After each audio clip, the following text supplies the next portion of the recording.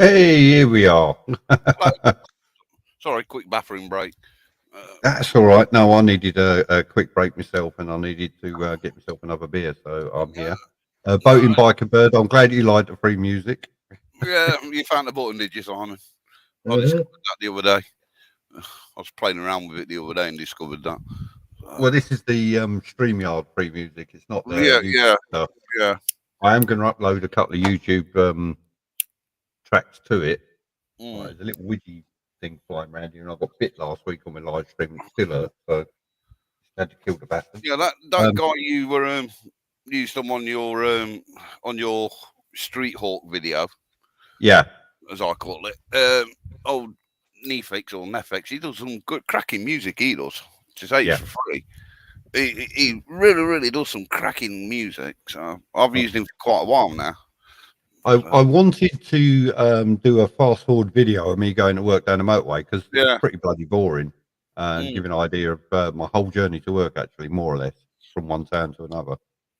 Yeah. And I was looking at Epidemic Sound and all these things, and they want money, and there's some really good tracks on there and everything else. And I thought, I don't know, I'll just have a quick look at YouTube music. And I came across that one. I thought, actually, I really like this one. This is going to fit what I want. So so I used it, and I didn't even have to. You don't have to put your name in or anything. Mention who it is. Because I recognised it as soon as I heard it, and I thought, hello, Simon's Fanta guy I like. You know, the one I use a lot, and he does a load of free stuff. You know, if you go to his channel, Yeah. you know, he does loads of free, and he's actually a very good artist. Yeah. But I think he's been quite crafty because it's a way of getting his name out there. Yeah. And getting his music out there for nothing. Yeah. You know, upload it to YouTube, copyright free, let everybody use it, and then his music's going to get out there, and he's going to get out into the world, and people are going to suddenly click, oh, hang on a minute, he's a good artist. The next thing you know, we're #1 in the charts, you know. Yeah. Yeah. Epidemic Sound, yeah, I used to use it. But so yeah, he's very good with what he does. I do like him.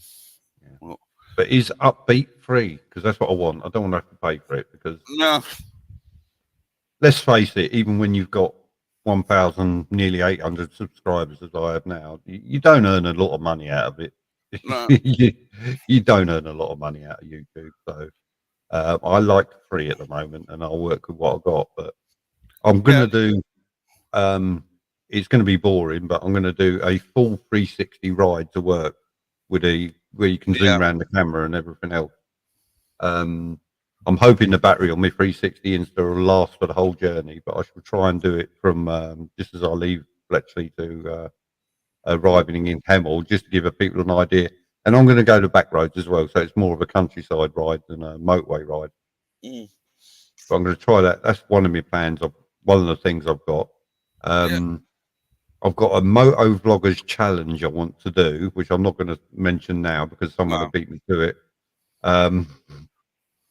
But hopefully that's coming out. This is all things I was thinking about doing this week, but of course I got the phone call on Monday, and then the shit hit the fan, and everything goes out the window, doesn't it? So. Yeah, I mean, as and I'm going to mention him, Darren Spears of HBB Motorcycles. He beat me to the scene of the accident because he got the phone call, probably about the same time as I did. As can I go pick up Charlie's bike? And yeah, he beat me to the scene of the accident. Okay, because he was nearer, but it was a spiritual ride for me to get there.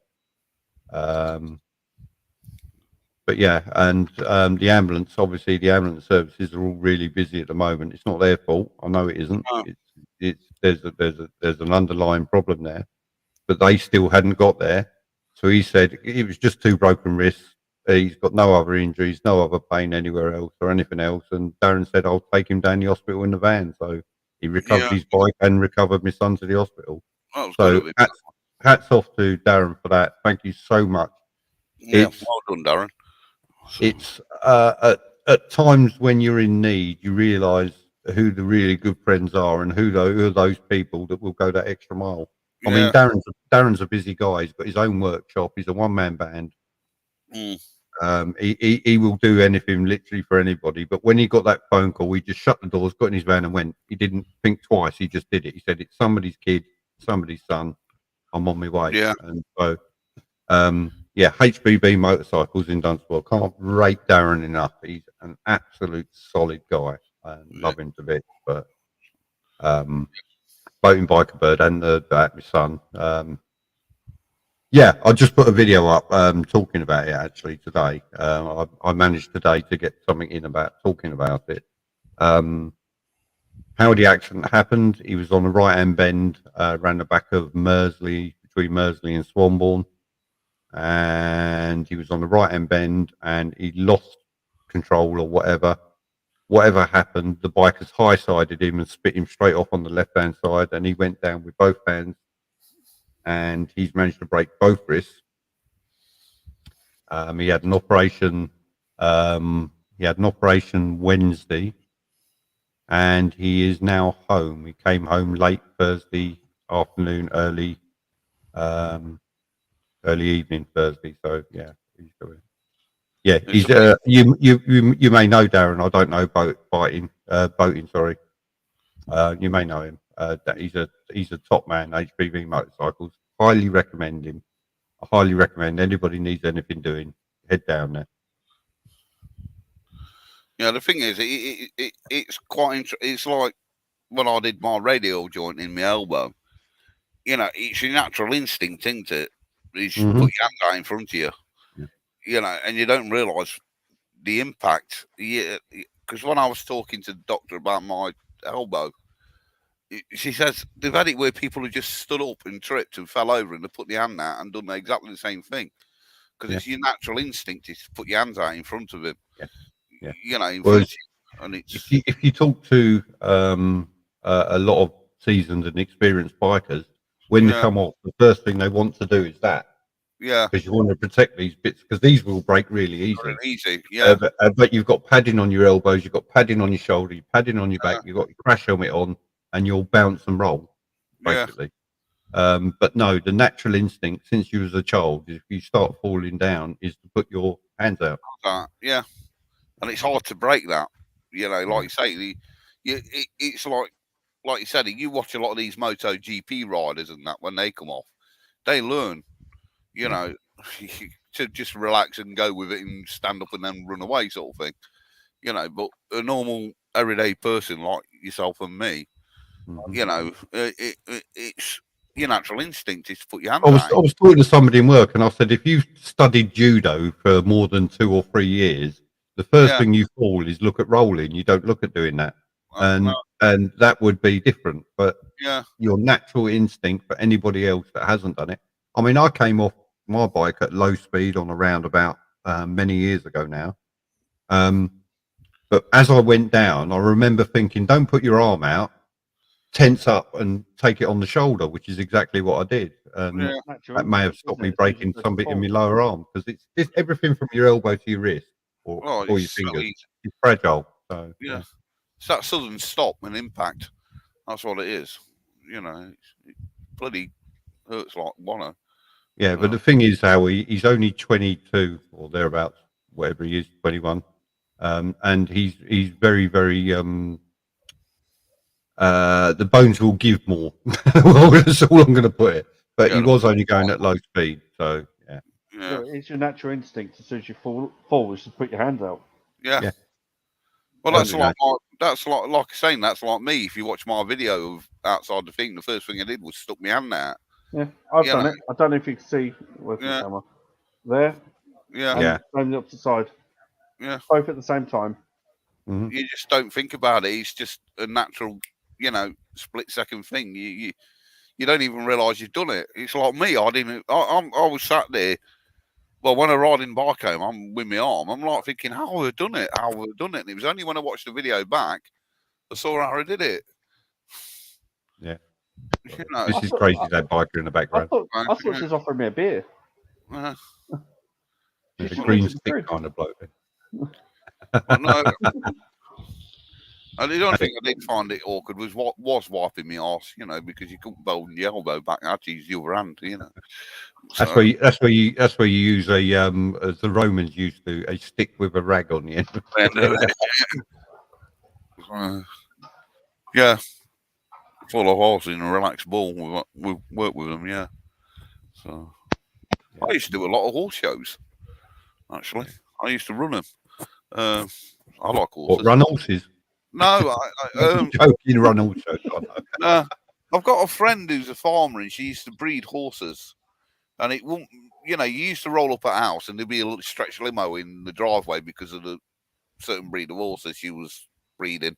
The Arabian ones, you know, high money value ones, and her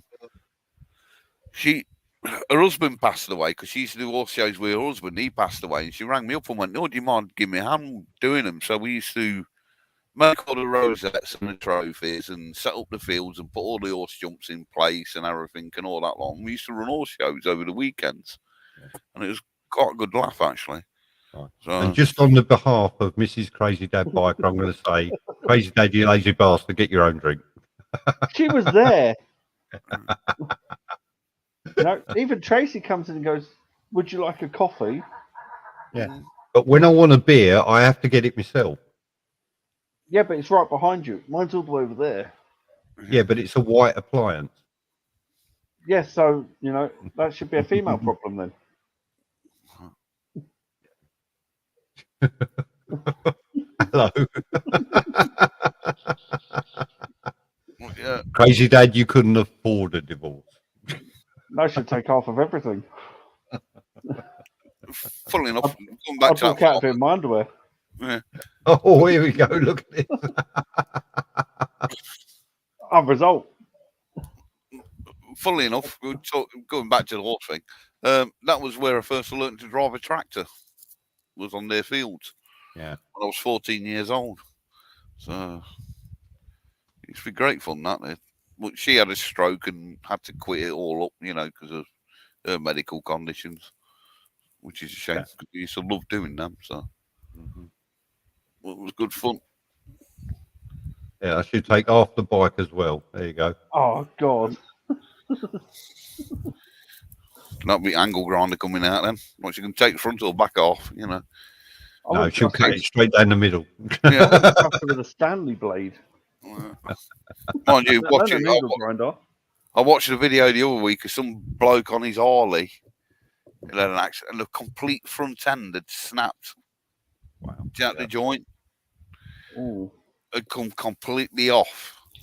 When with the neck I've got to get my own beer. Yeah. When something snaps on the bike, there's usually a rule that it's over 70. Usually. Particularly the frame. If the frame's broken, the crash investigators usually say that was a plus 70 mile an hour because they're tested up to 70 mile an hour, whatever it is, not to crack or break.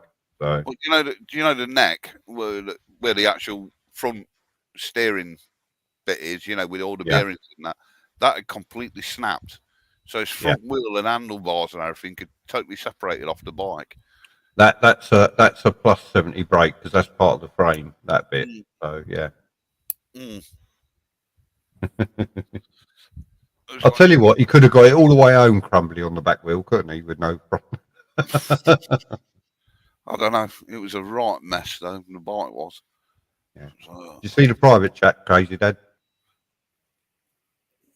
Yeah, you've gone really quiet now. You've muted your mic. I can't hear him. So I did. It's a stupid lever on the stupid thing. Yeah.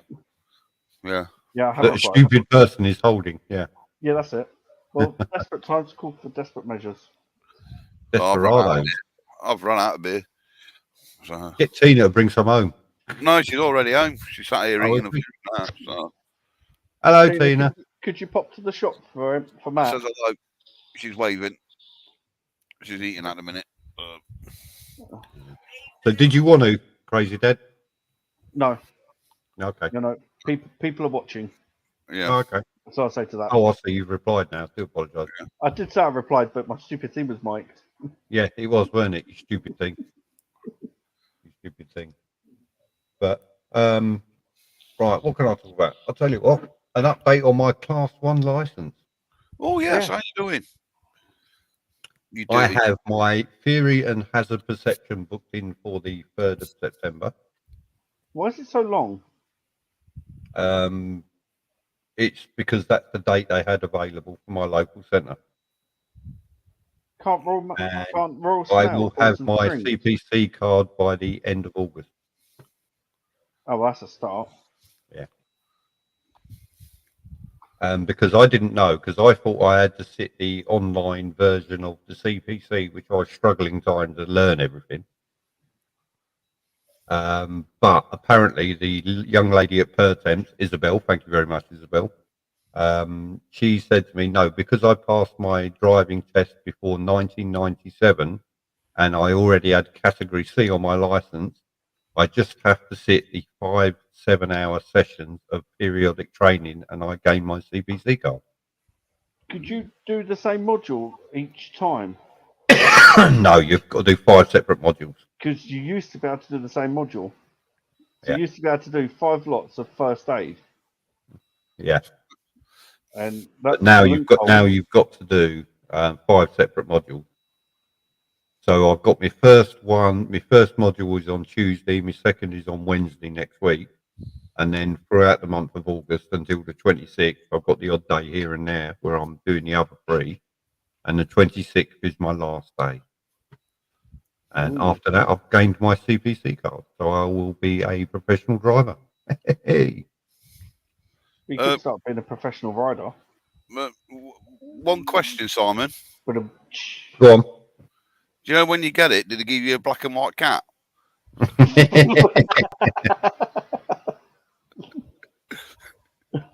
An electric fan. I already have a black and white cat. She's called Jess. Yeah. I knew it. Yeah.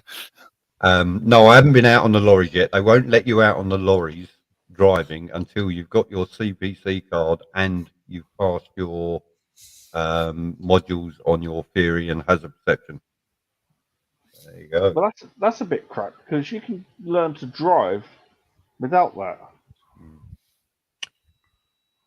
Not according to the DVLA or the DVSA or whoever it is, the Highways Agency or whoever. I do know who's in charge. I should know. I think it's DVSA. Yeah. No, they say no. But once I've got my Class 1 license, I will be working in Daventry, I think. Well, like I say, that since you have your little things scrolling around the bottom, what a bunch of wankers. Yep.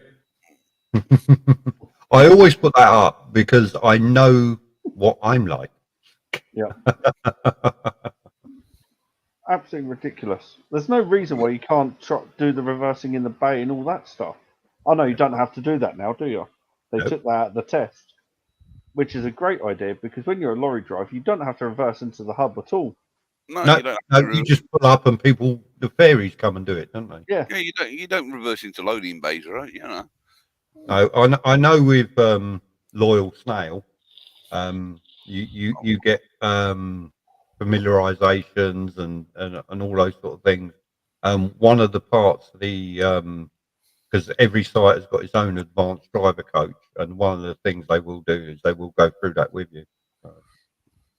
Yeah, they took that off anyway to make it easier for people to get the lorry driver's license, didn't they? Because of the because then it's down to the company to then train the people to reverse. Yeah, but you could actually be a Class 1 driver and not be able to reverse. See, I've got my C1 on my license, but I ain't got C on it. So. Yeah, see, I don't have grandad rights. No, I've got granddad rights. So, yeah, I'm an old man.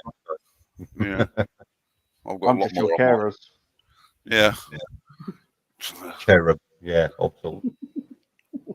Oh, dear. What are you drinking, Simon? I am drinking Abbott Ale. Oh. Reserve. Oh, is it reserved just for you? No, it's reserve, and it's a special one because it's 6.5%. Oh, that'd be Simon sleeping in about 10 minutes then. I will be. I will be. You two can talk amongst yourself, and I'll leave the channel open. We need to find them keyboards, Matt, that we can play really stupid loud noises just to wake him. What wake him up? Yeah. Yeah. No, I went out and treated myself today to a complete new tool set, so I'm happy. Yeah. Yep. And he's happy, man. The ex-engineer in him is very happy. Look. Oh well, do you know what? I spent most of last night looking online at toolkits. And I found this one in Alfred's, and I thought, well, I like that. It comes in, it's a nice metal box with the trays in it and everything, and that. And I thought, ooh. So this morning, I woke up, I sat there because I already ordered me your chain monkey and laser off Amazon, and I sat there this morning looking at it again, and I thought, oh, sorry, I'm going to buy myself it. So bought it, got the text message come through saying, you know, you can now go and pick it up. So I had to drive down to Alfred's and chucked it in the boot of the car and came back home with it. And it's you should have done a video of the unboxing. Oh yeah, well no, I was like a kid in the candy store when I got home because it was like, get the wrapping off, get in out the box, let me have a look what's in there. Like, do you know what? I hate. You know what? I struggle reversing my motorbike, but yeah. Do you know what? One thing I always hated doing was reversing with a frigging trailer on the back of the car.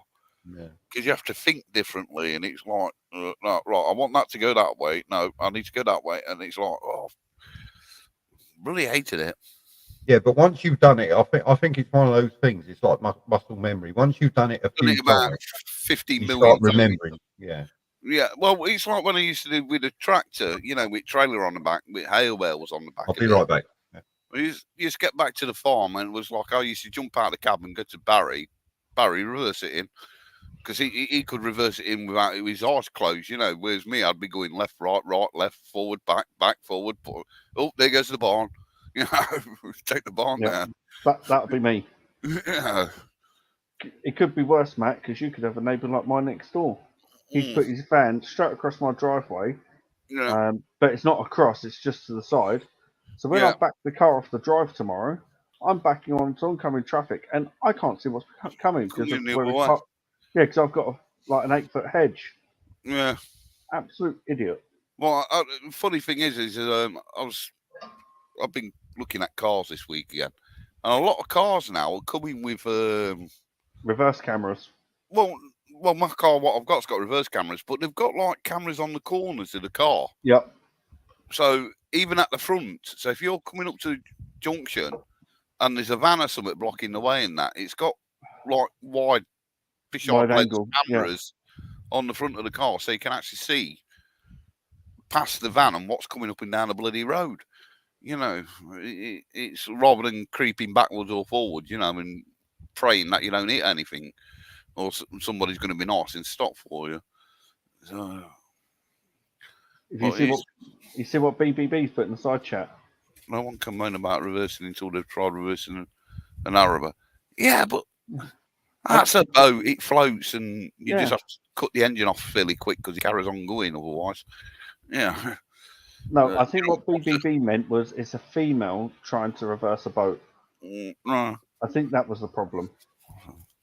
I watched a bloke on YouTube called Aquaholic. He does all boat reviews and that, and he's pretty good. A motorboat and yachting on there. They do some quite interesting lessons on boats. And a lot of boats nowadays have come with this thing where it like holds itself in GPS position while you're docking, sort of thing. So, yeah. It's just a narrowboat, yeah. I bet he's difficult. I don't know. Maybe she should let a man do it. Nah, I was going to say, how long's a boat? That's the thing as well, because some of them are like 65 foot long and things like that. Yeah. There is the plus side to have a boat as a home, though, because you don't like your neighbours, you just off you go. Yeah. I'll tell you what, it's one thing. I know a couple of people who've got their own narrowboats and that.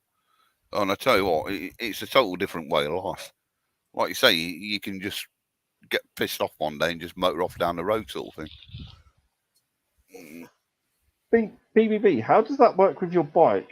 Can you get your bike onto your boat? You can get winches. Yeah, because if you don't like your neighbours and you move, if you then got to get a taxi or something 20 miles the other way to get your bike. Yeah. Sorry about that. There was a noise at the front and people were concerned what it was, but I had to go and investigate. Oh. No, that was your son falling out the bed. Well, he falls off his bike, out of his bed second nature, isn't it, really? I know some narrowboats, so that's why a lot BBB at the minute. No, I know a lot of people narrowboats who have bikes because when I went down to Gunthorpe near me, I was sat in the cafe and I was chatting to this lady who was on a motorbike, and I was, talking about bikes, and then I went pootling off back up the road, and there was her bike on her narrowboat, and she got a winch on the narrowboat, so she just lifts it up and puts it on the back of the boat, and straps it down onto the boat, and it was like, oh, bloody hell, it's like I've just been speaking to her, sort of thing, about a mile down the road, sort of thing. So, Els is in the room. Yeah. Els? Evening, Els. Hey, man, nice to see you. I haven't seen you in ages. How are you? Good to see you, man. Pop in and say hello if you can. Yeah. If you're not too busy. Yeah, I've seen that boating. Yeah. Yeah, I've seen that. Myself. Because I go down to because we've got the Trent running there, and a lot of them more up at Gunthorpe, and you see them all down there with all the bikes and that on the, parked up on either on the boat or on alongside it on the marinas and whatever.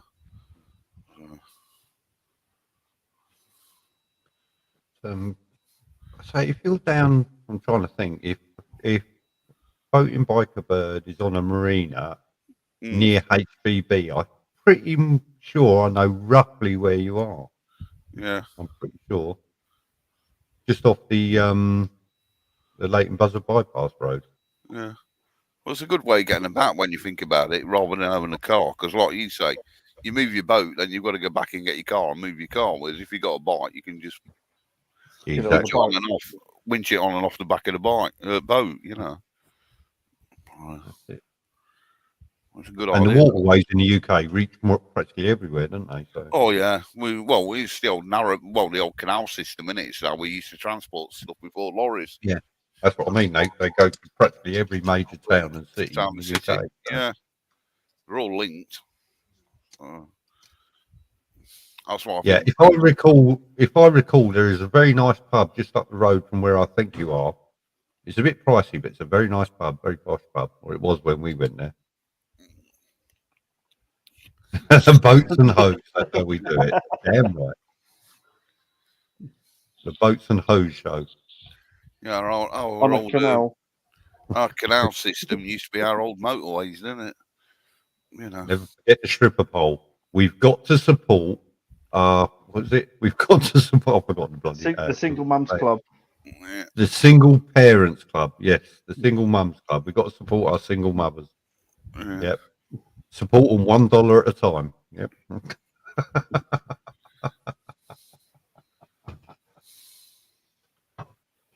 Absolutely awesome. Absolutely awesome. I'll tell you what, you're right though, because a lot of these pubs, what are near bloody marinas and that, don't often know how to charge. I tell you. Single Mothers Dance Club. That's it. Thank you. Dance club, yeah. You know, I went to this little cafe what was down at Gunthorpe next to River Trent, and nearly had a heart attack for the price of a cup of bloody tea. That same stretch of water boating bikers on, there's a really nice pub. It's called the Globe. I think it's called the Globe. You have to go over the canal to get to it on your bike. Excuse me. And just up the road from there, there's the Free Locks as well. That's another nice one. I've never had a bad meal in either of them. They are very nice places. But the waterways in the UK, they go everywhere and they do everything as you'd expect. So yeah, well, like to transport them. Well, they were our motorways, weren't they? You know, yeah, that's why we got a good network. I'll tell you what, we did a boat trip on the Norfolk Broads, and oh god, that place is gorgeous. Yeah, some of the places around that was lovely. That was. Mm-hmm. So the only thing that puts me off about a narrowboat or living on one or have a holiday on one is chemical toilet. That's the only thing that puts me off. Well, a lot of them have holding tanks, don't they? So you can just sort of like connect up and pump it out. You know. I look forward to that, Els, and hopefully I'll get some time to catch up and watch some channel stuff because this week's been hectic for me. But yeah. You're not doing anything tomorrow. You're babysitting, aren't you? Yep. I'm babysitting tomorrow, and what I'm going to do is I'm going to go through some of my YouTube footage this week because I can't remember if I got any bell ends or if it was only just me on the way to my son's accident site. So. Fainted on you. Well, no, I hope he gets, speedy recovery to him, Simon. So I'd hate to have that bloody phone call. That's one thing I'm dreading when Kira gets her CBT. All I can actually remember from the phone call is it was actually from his brother because he rang him because he couldn't ring, he couldn't use his hands properly, and there was these two women that stopped at the scene. They got his phone out, unlocked it for him, and the first number that came up was Matthew, and he said, "Yeah, ring him." So he told Matthew everything that happened, and said, "Can you phone A, B, C, D for me?" And of course, I get a phone from my son Matthew. So, hello, Matthew, you all right? No, not really. Charlie's had an accident. I'm like, right. Are you with him? No. Right. Okay. And I'm trying to process then how he's had an accident. Yeah. And right, did you speak to him? No, I spoke to a woman that's with him. Okay, so what's happened? I don't know. He's just had an accident. Told to ring you. Blah blah blah. This, that, and the other. I'm right. Okay. So I decide then to ring Charlie's phone, and I rang Charlie's phone, and a woman answered it, and I Yeah. thought, your heart's sinking. It's sort of like, oh my God, can he not talk? True. Talk, yeah. And she said to me, she said, hello. I just said, hello, I'm Charlie's dad. Is he okay? And I Yeah. didn't know what else to say. And she said, hang on, I'll put you on speaker. And I spoke to him, and I just sort of like, okay, what happened? Blah, blah, blah. I didn't even ask where he was, because in between phoning Matthew and phoning Charlie, we use Google Share Location. Oh, yeah. We're all on it, so we know where each other is. Yeah. And I just started Google Share Location. Where is he? Right, I know where he is. I know how to get there. Let's ring him. And Yeah. I'm on the phone, but while I'm on the phone to him, I'm actually walking back to my office. I've already said to somebody, go in the front office and tell them I'm going home. Yeah. And that was it. I was putting my boots on and getting my trousers on and all the rest of it on the bike. And I don't remember much of the ride to get to him, but yeah, I got there quite spirited. Yeah. But it's the phone call no parent ever wants. No, he didn't. You know, your son's been in an accident. It's like, holy shit, he's come off his bike, and you think the worst. You immediately think the worst. But aren't most children created by accident? Well, the thing what got me, Simon, with reference to that is, it's like when I came off my bike, I was complaining about my arm and that, and like the bloke and woman with me going, "Oh, do you want us to call an ambulance?" And I'm going, "No, I'll be all right. It's just my arm hurts." I rode home and I was dreading ringing Tina, because it was like the first thing I said was, "Look, I'm all right. I've had an accident." Yeah. Oh, sorry. Apparently, the first thing I said was the bike's all right, and I went, "And I'm all right." Well, I've come off the bike. I think when I came off my other bike, I broke a couple of bits on it, and my first phone call to the wife was, she said, "Is everything okay?" I went, "No, I fucked the bike up," and she's like, "Are you okay?" I said, "No, I fucked the bike up." "No, are you okay?" Yeah. "Yeah, I'm fine, but I fucked the bike up." Yeah, that's the thing, innit? That was me. That would be me. That was more me. upset about the bike. Yeah, that was exactly me. I was more concerned about the bike than what was me, you know. And I was like looking at the bike and checking it over, and the bike was all right. And I went to Tina, apparently. Yeah, the bike's all right. You know, I've come off of it. But it's what you do, and it's your baby, it's your passion, it's your love, and Oh yeah, nobody will ever. Nobody's ever crashed a car and said, "Oh my God, is my car okay?" Car all right. Yeah, I know. I've crashed plenty. Crashed plenty cars and never gone, "Is my car all right?" You know. Yeah. When I came off my bike, I was more concerned about the bloody bike than me. And that's the irony of that T-shirt I got in it upside down. Well, I is shared my that. bike okay? Well, the funny thing is I shared that on Facebook, and next thing you know, you're wearing it, and I'm like thinking, I wonder if Simon saw that on my Facebook. No, there was a double reason for that, because in the same week, both Red Bomb and myself both dropped our GTRs in the same week. Yeah. And I thought, and I saw it on Amazon. I thought, I've got to get it. I've got to get that. I need that. Yes, is my bike okay? Yeah. It's like brilliant. Well, no, it's funny how it's like you say. I've crashed plenty of cars and never gone, "Is my car all right?" It's like No. it's like But your bike falls over and it's like the end of the world. And yeah, yeah. It's like, bloody hell, is my bike all right? Well, to be fair, you can have a shunt in the car and still drive the car, can't you? Well, yeah. But 9 times out of 10, if the bike goes over, it ain't rideable. No. Well, it's just that was ever so funny though. And it's like that. I still can't to this day believe I rode the chuffing thing home like that as well. Especially with your broken radius, yeah, because it got to be the adrenaline. Oh, I know it was, because as soon as I pulled up on my driveway, I literally left it on the path on the driveway. I didn't park it behind my car. I just literally pulled up on the driveway. Kira was home, and I just got off the bike, and that's when the pain hit me, you know, and I was like, geez, no. Yes, Yeah, we will. we would love to. Hells. We could fill up your room easy. Easy, yeah. Yeah. But yeah, I still cannot believe I rode the chopping thing home. It's like, and the pain I was. You do. Well, I'll tell you now. Look, when I looked at, I mean, you know, I've worked at the ambulance service for 10 years, and you get pretty good at assessing things as soon as you look at them. When I looked at my son's wrist, his left one, it looks like the radius and ulnar, which are the two bones in your forearm, were above his wrist. Oof. And when I looked at his right wrist, it looked like the radius was underneath his wrist, but I couldn't see the ulnar. And that was my immediate assessment on that. And I was pretty much spot on after the x-ray in what I saw, which is why his left one has required plates, wires, and screws, and his right one has just required the wires to hold it back together.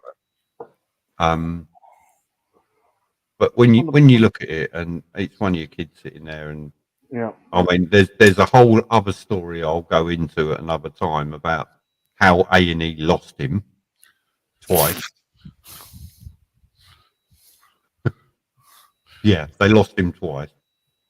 Had no idea where he was, which is why we sat there for 3.5 hours with no painkillers and no nothing, because they didn't know he was there, even though we'd booked in, checked in, and done everything. And then the second time they lost him, they didn't actually lose him. They sent him off somewhere and didn't bother to tell those waiting in reception for him that he'd gone there. So it's only when the door opens and the doctor invites another patient in, you go, my son went in that door. Well, yeah, where is he? Where the fucking hell is he now?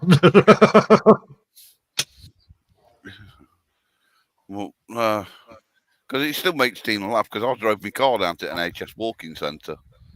I've got a manual. And then ended up with a great big cast on your arm, yeah. No, well, I drove it down there, you know, manual car.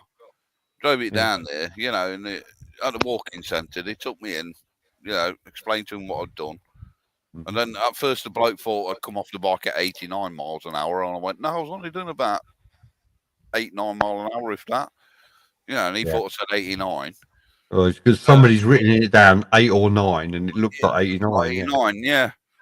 And so they x-rayed me. Oh, geez, the police are trying to get you to put your bloody arm in when they're trying to x-ray it. I was screaming the bloody place down. And then went and sat in the bloody car for, you know, 4 hours. Well, by which time Tina had joined me and brought food. And it was fun driving back home, because Tina was doing the gear change for me, because I couldn't change bloody gear by that stage because my arm had sort of like seized up. Yeah. And I was having to do the clutch and gear, and Tina was sat next to me having to do the bloody gear changes for me. You know, and it was like, it's a good job I was driving home at 20 miles an hour. And it just. It was like first, put it in second. Traffic lights stay green. Traffic lights stay green. You know, I don't want to bloody having to change down gears again. I know, good now. I do like that little comment from Hells. See if you can get another cease and desist. Yeah. That'd be for his boat anchor, I assume. Yeah. We'll explain to him in a nice, polite English manner of what a shit company they are. Well, you know what a cunt is, because you are one. Like, see them sending me cease and desist letter, they can shove it up the fucking arse. Yeah, it was funny because while we was down in A&E, look, we've got a whole big problem with people getting to see doctors and everything else in this country at the moment. We all know that. So when we get to A&E, we're actually queuing up outside to get into A&E before we've been triaged. And I'm standing there going, he's got 2 broken wrists. Can we jump the queue or anything? No, you've got to wait and be triaged. It's like, oh, fucking okay, fine. Put aside the fact it took us 40 minutes to see the triage nurse as you book in. put that all aside. I'm outside, and there was they were dealing with a woman with mental health problems, which fine, and they're dealing with her, but they got the police down there, and they've got 3 policemen and a security guard, 2 security guards running around this woman because she's got mental health problems and she's been assaulted, but then she's threatening to stab people, but then she hasn't got a knife, so how is she going to stab people? So why does it take all these? And she's got 2 carers with her as well, and I'm just like pretty confused by the whole situation that's going on behind me. Yeah. We're working our way down the queue, and I'm talking to this couple in front of us, and they're asking what's wrong. So I've told them about he's had a motorbike accident and everything else, and they said, "Oh, you can go in front of us." Yeah. Very nice of them. Thank you very much for that couple. I don't know their names, but thank you very much. They let us go in front of them. And as you're working your way forward, they've got these automatic doors, sliding doors. Now, I'm being very, very protective over my son because he's standing there like this with 2 broken ribs. Yeah. So I'm sort of standing at guard. Anybody comes near him, they're getting a right-hander. And we've reached this point at the doors, and it's like a pinch point.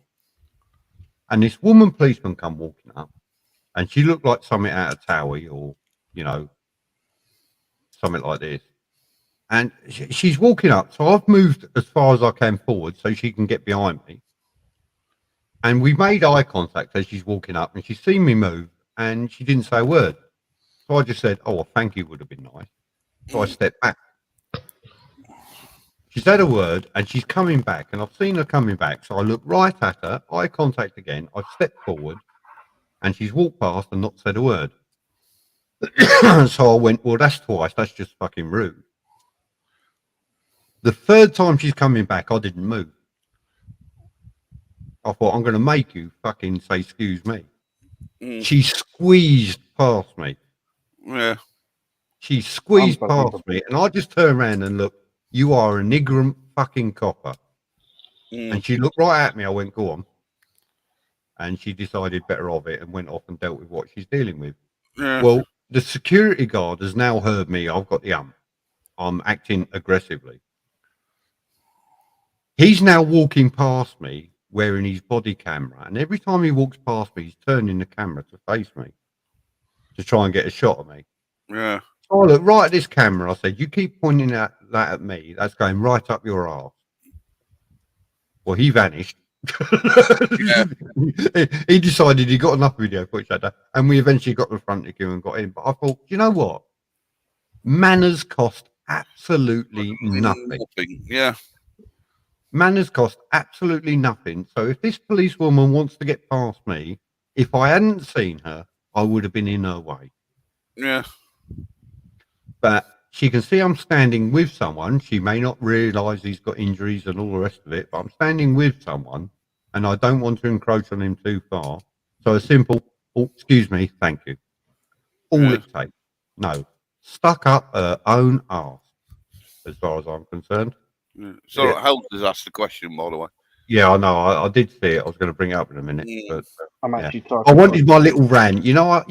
You know, No, I don't feel good unless I have at least one rant in Friday. Yeah. But no, like you say, it winds me up because, like you say, manners cost absolutely bugger all, you know. And it winds me up, and it also winds me up when you go to these places like A&E and like the NHS walking centres we've got around us. I was sitting there, and this bloke comes in, and you know you can't help but overhear the bloody conversation he's having when he's booking in and that. And I'm sat there and thinking, really, you've come here for that? Why don't you just get up in the morning and ring your doctors? That's another story. That's another story of when we was in A&E. I'm going to refer to Elsie's question here now. Adventure bikes, I do like them. I prefer my sports tourers because of the extra fairing. Adventure bikes are really, really good because you can do a lot of miles on them in your very sit-up position, so there's no backache and everything else. The arse ache is still an issue. My last bike was a Kawasaki Versys 1000, and I rated that really good for any kind of touring or long distances or anything else.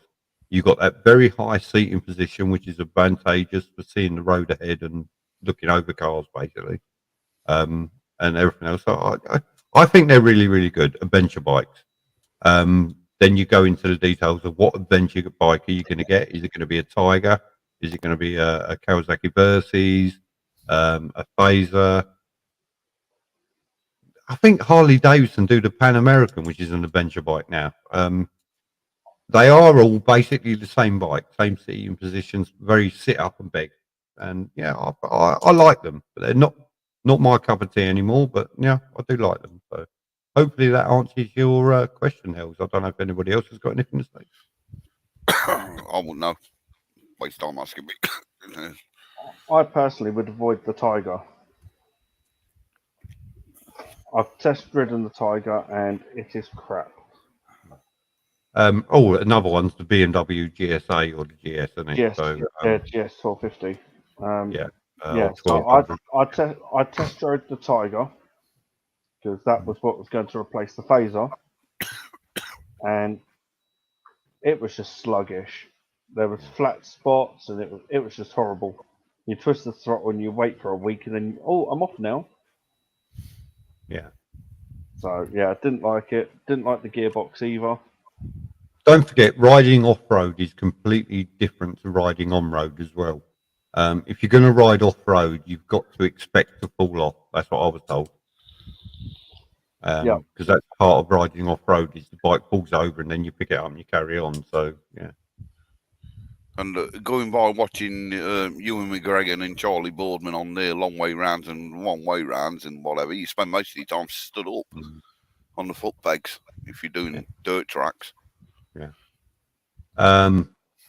Laying it over more, yes and no. You feel like you're laying it over more because you're very much more sat upright, and the handlebars, the design, it's a Renford style design. The handlebars are very wide, which make it easier to do that.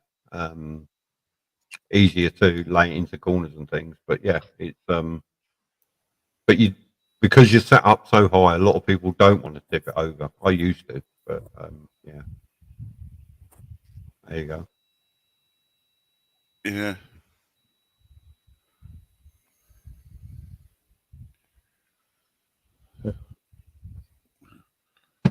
There you go. That's a pretty good answer, actually, Boating. Nice one. The only thing I would recommend is get out there and test ride some bikes, and you'll find something that you like. Yeah. Yeah. I mean, a adventure bike on tarmac will handle very well. They all do. They all do. It's water wet. Only if it touches your skin. There you go.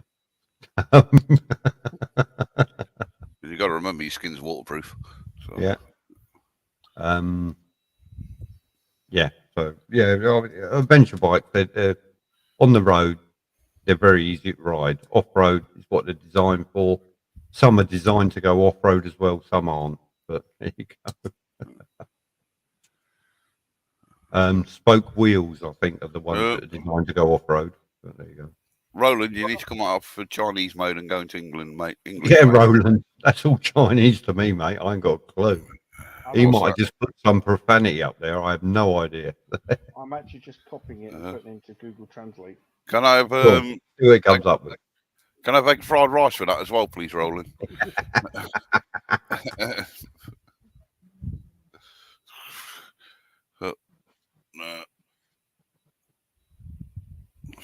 Oh, okay.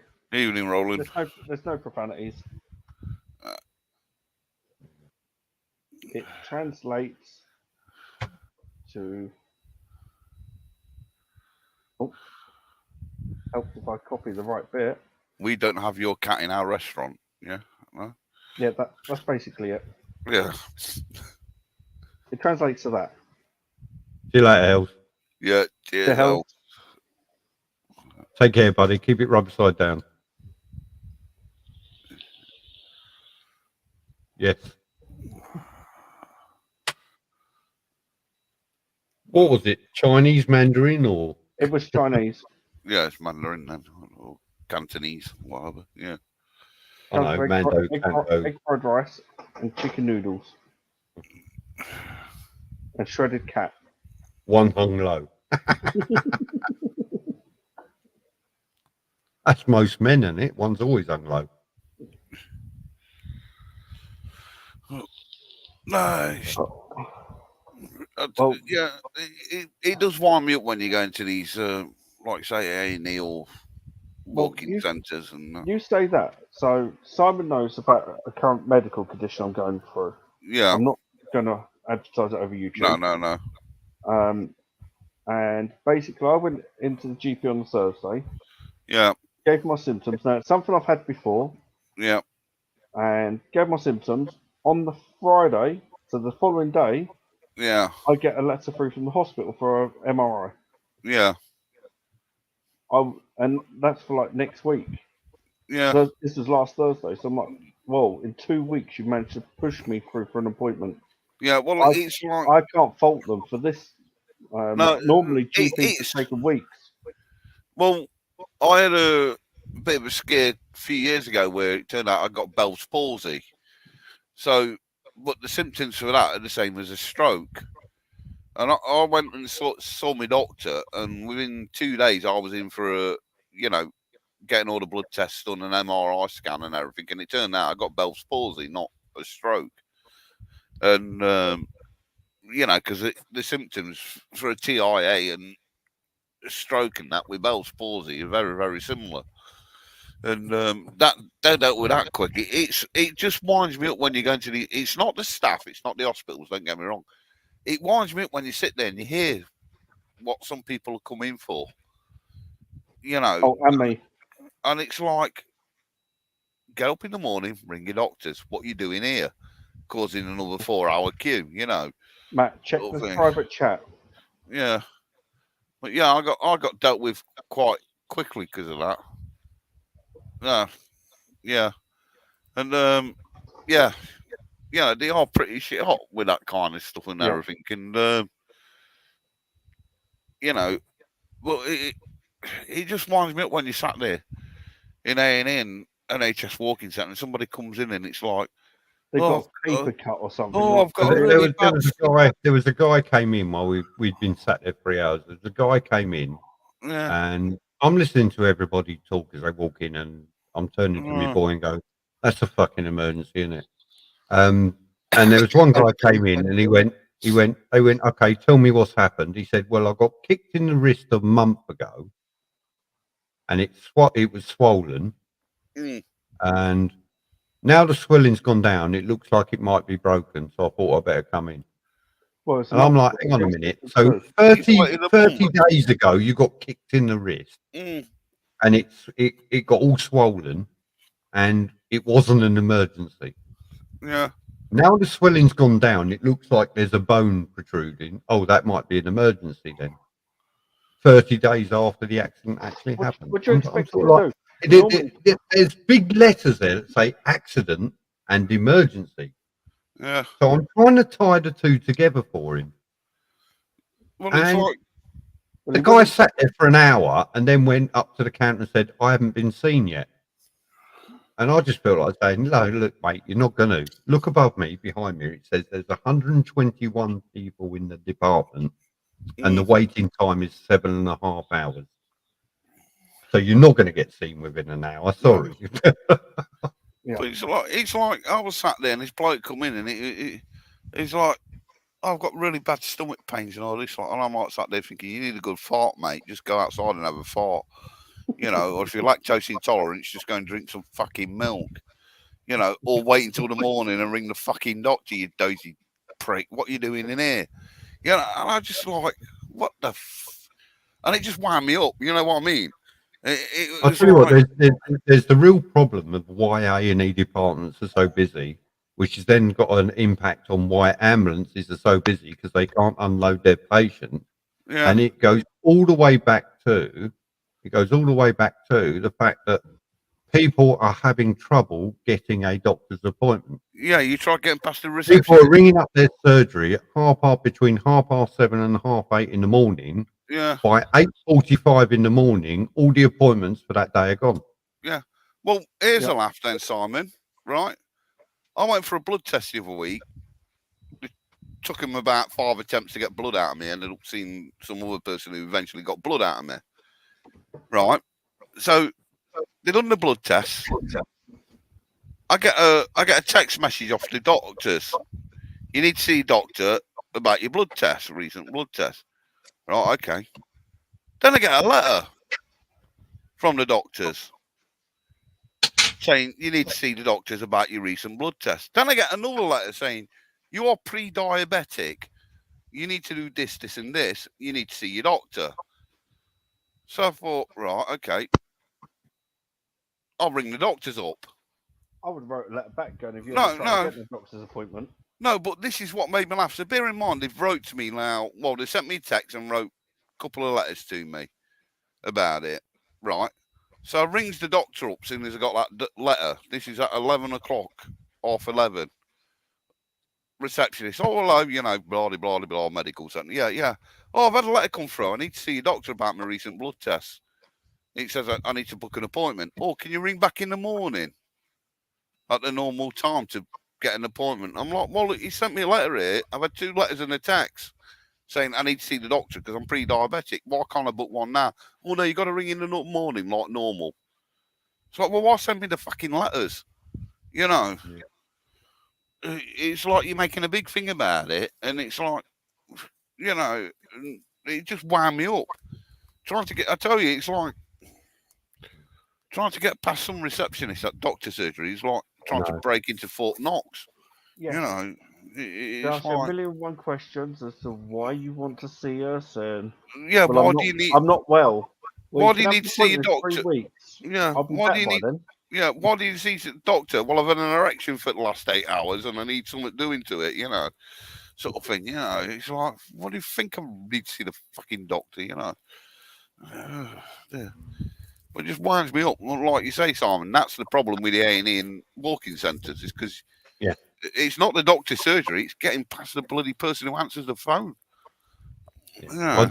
I did find it funny. There was a woman in there talking on behalf of her husband who was stood behind her, who wouldn't say boo to a goose, and she was badgering the because at Milton Keynes Hospital you book in with the triage nurse and they decide there and then which area you're going to, and she was standing there talking to this guy saying, well, he's got this, he's got that, he's got this, he's got that. And do you think we should go here? How long am I going to wait? Are we going to be here for hours and all the rest of it? And the nurse, he just turned around and he went, it says there's a 7-hour wait. Yeah. And she said, oh, is it worth me going to the walk-in centre? So it wasn't an emergency then. It wasn't an emergency in the first place because you're now thinking, because it's going to take a long time, should I go to the walk-in centre? You start looking at other options, like maybe I'll go there. Yeah. I'll tell you what, go and see the fucking chemist, or better still, go get a divorce, you stuck-up cunt, because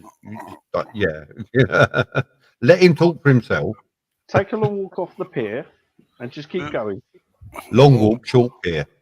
Don't get me wrong, the NHS is a wonderful thing, but honestly, some of the stuff someone did say to me the other day, they said the Britain's NHS is the envy of the world, but nowhere else in the world will they do it. No, because they don't have to deal with idiots like they have to do in the UK. Yeah, because the medical care they've got in place costs that much. It generates that much money through insurances and provides that much for the economy. They will not do it. That's why the Americans won't do it, because the pharmaceutical companies will be losing money. They make so much money through insurances. Everybody in America that can afford it has got medical insurance.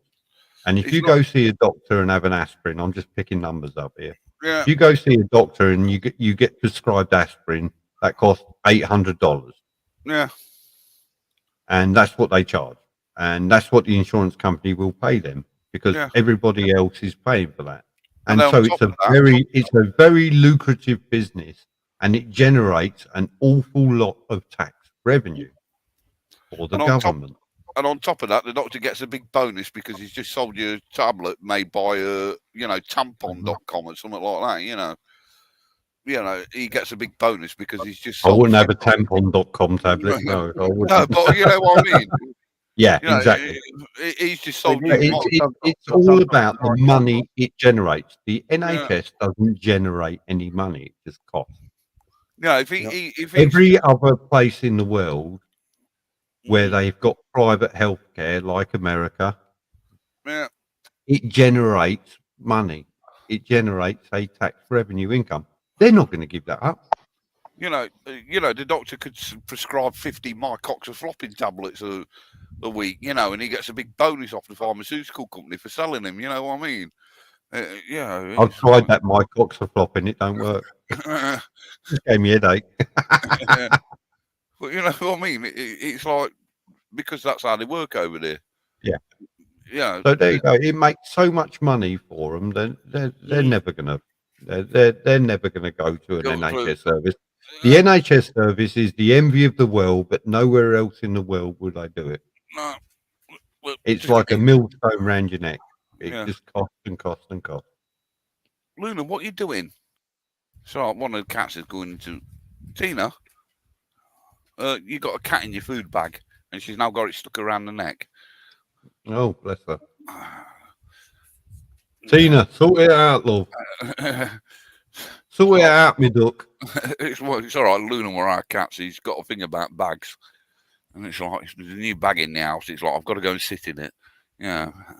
Well, yeah. It's like I say.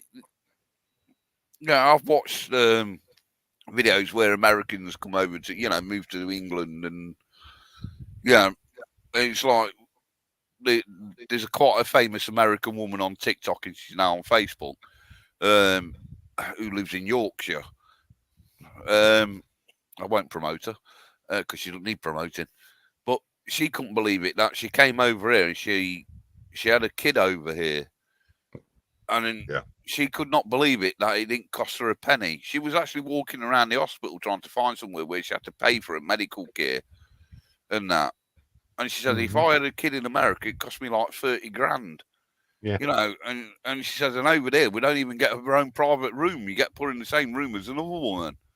Over here, she was in her own little room and that, and it was just her, and she got fed and watered and looked after, and she had a midwife looking after her all night long and that. So in America, now they come in like every hour just to see how you're getting on, or you press the button. Yeah. I mean, I love our NHS service. I used to work for it. So I love our NHS service, and but there's something broken and needs fixing.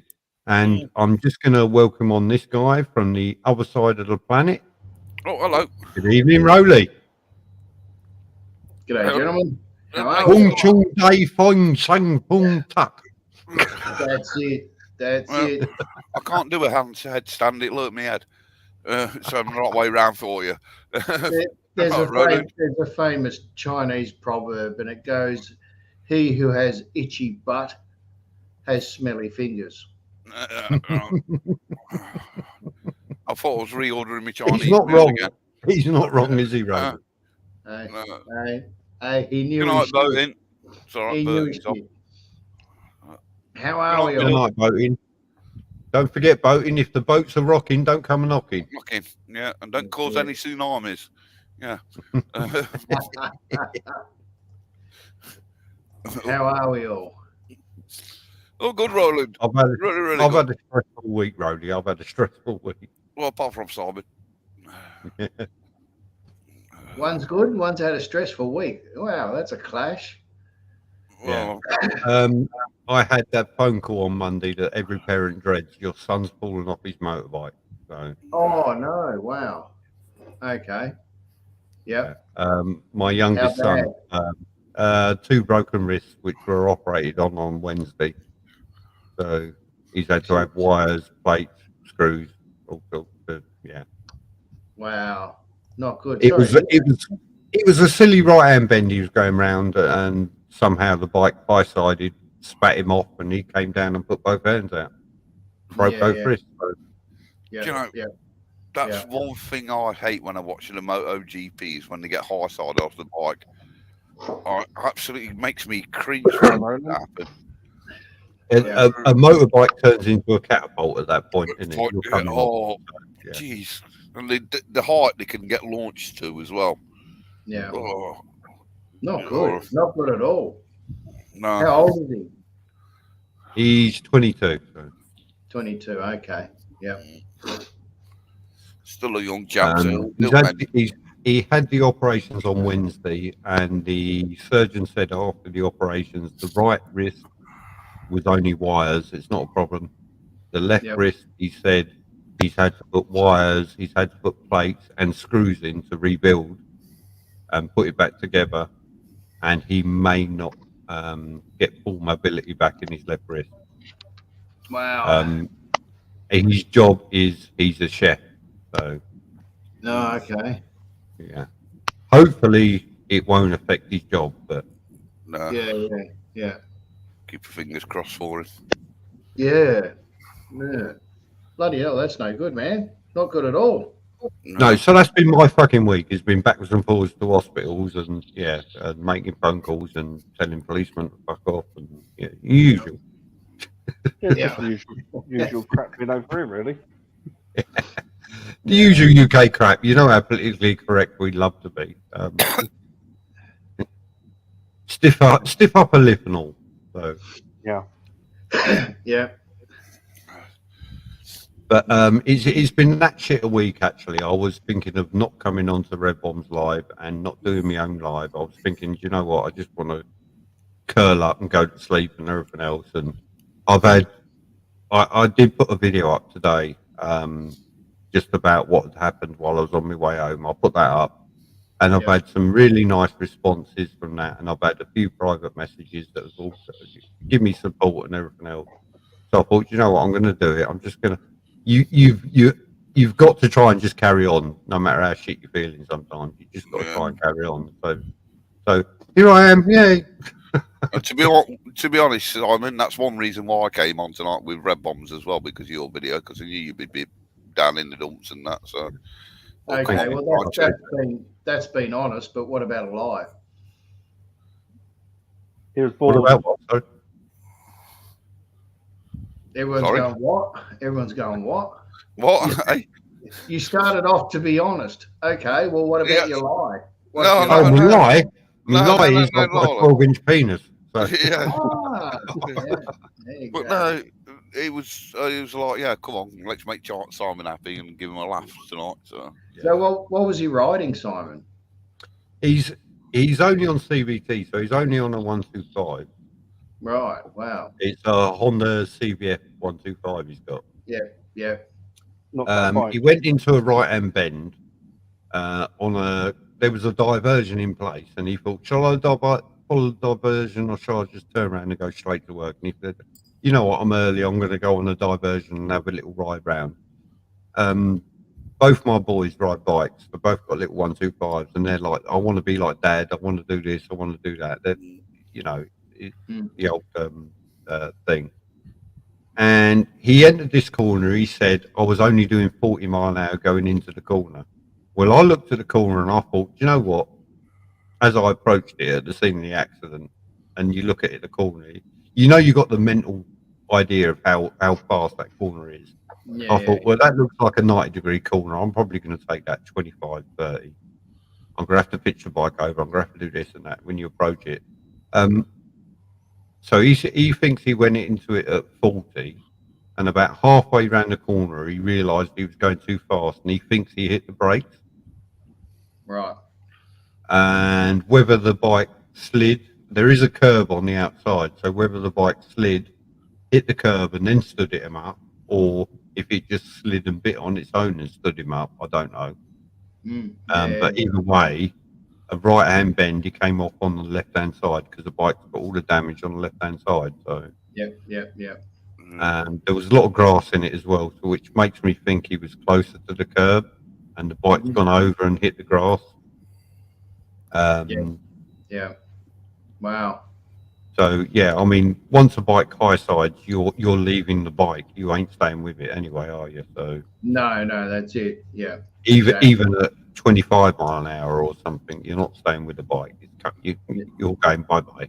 And Yeah. yeah, he said he went over and he's had enough presence as he's gone over to turn and put his arms out, and that's when he's broke his wrist. So Yeah.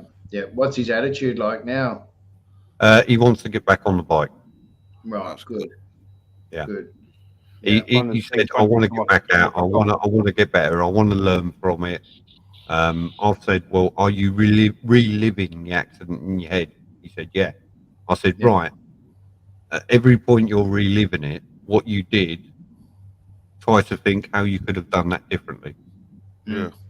What may have avoided it? You could have changed down a gear rather than grabbing brakes and things like this, and maybe pushing a bit more on the right hand side or throwing your body over to the right a bit more. You know, just think about all those things while you're reliving it through your head to think how you could have done it differently." And that's what I call it. It's a big teachable moment. I think one of the other things as well, Simon, will probably help him is getting back down the same road. Yeah, on the same I'll road. take it that way. Yeah. Yeah, getting back, and once he's back fit and and able to ride and whatever, go with him down the same road. Yeah. I mean, as soon as we started talking about the accident and everything else with him, I started talking about vanishing point. Yeah. And he said to me, "What's what is a vanishing point?" Yeah. And when you know something, you think everybody else automatically knows it as well sometimes. Yeah. In this case, And of course, they never teach this in any of their training. Yeah. It's only once you reach advanced skills they start teaching them these things. Yeah. And so I started explaining vanishing points to him and everything else. And I said, "I'll tell you what, and while I'm approaching the bend, I'm not only looking at the vanishing point, I'm looking at the bushes and the trees and everything else because they line the road. Yep. So I'm looking at what angle they are, and that gives me a clue then on how tight that bend is. And so you start taking in all this information, but you don't realize how much you're taking in without actually looking. Because at a quick glance, an experienced rider like yourself, Rolly, or something, will go, you'll look at a bend and you'll look at the line of the lampposts or the street lighting or the bushes and everything else, and you'll say to yourself, "Yeah, that's a number 3 turn, that's a number 4 turn, that's a 90-degree turn." You start taking all this information in, and you start changing gear and braking accordingly because you're doing it all automatically. Yeah. But when you're just starting out, you don't know all that. No. It's the same And as it's when a you real look light bulb for me. It's sort of like, well, how can we teach these kids that this is what I do when I'm going into a corner when I'm doing it without thinking about it? Yeah. Same as the sign, Simon, on the bends. The more arrows they've got, the longer the bend is. Yeah. So if you approach a bend in the UK and it's got a triangular sign with a bend on it, it's a tight right-hand bend. Yeah. So if you approach a corner that's got this triangular sign, it's also got some chevrons, it's a tight bend. Yeah. But then if you approach a corner that's got this sign, some chevrons, and it says fucking slow across the road, it's a very, very tight bend. Yeah. But this is all the information you take into once you've been doing it for a while without even thinking about it. Yeah, it's also You go bang, Simon, bang, bang, and then you start looking at where the road's going. You start looking at trees and bushes and everything else that's cut round to sort of give you an idea of how tight that bend is. And then before you realise you've done it, you've selected down the gears, you slow down, you're into the corner, you're halfway through it, you're opening up, and you're gone. And you do all of that within 1-2 seconds. Yeah. On the track, it's fast in, fast out. Yeah. On the road, it's slow in, fast out. Yeah. Your roads have all got also speed recommended speeds to each corner, haven't they? No. Ours have. So like we got every corner has got a recommended speed underneath the sign that it's a corner. And general rule of thumb, maximum on the road, because you don't know if there's leaves, gravel, sand, whatever on the road. General Bullshit, rule of whatever. thumb is maximum 10 k's over the recommended limit. Yeah. And if you do that, you generally will never have a problem. Same as the chevron, Simon. The more chevrons that are on them stupid arrows, tighter the bend is. Yeah. But they don't teach you that on the CBT or anything. They don't teach you that when you start riding. No. They don't teach you that when you're doing your full Cat A license for your full bike license. Yeah. No. The only time you get taught that is by the volunteers that do the advanced riding. But It's not part of the curriculum. They tell you they put these signs up in the highway code, because I've looked at it. They tell you they put these signs up when it's a tight bend. That's all they tell you. It's a tight bend. But they put these signs up when it's a 70 degree, a 60 degree, or a 90 degree turn. Yeah, but the more chevrons there are, the tighter it is. Yeah. Sorry, it's the other way around. The less chevrons there are, the tighter it is. Well, here they made it idiot proof by putting the recommended speed on with it. Yeah. I've noticed that when I'm in America, when you enter the slip roads off the interstates, it's got a recommended speed on it. Yeah. Yeah. There are a couple of roads I go on that have got a maximum speed on it, which I always say challenge accepted when I get there.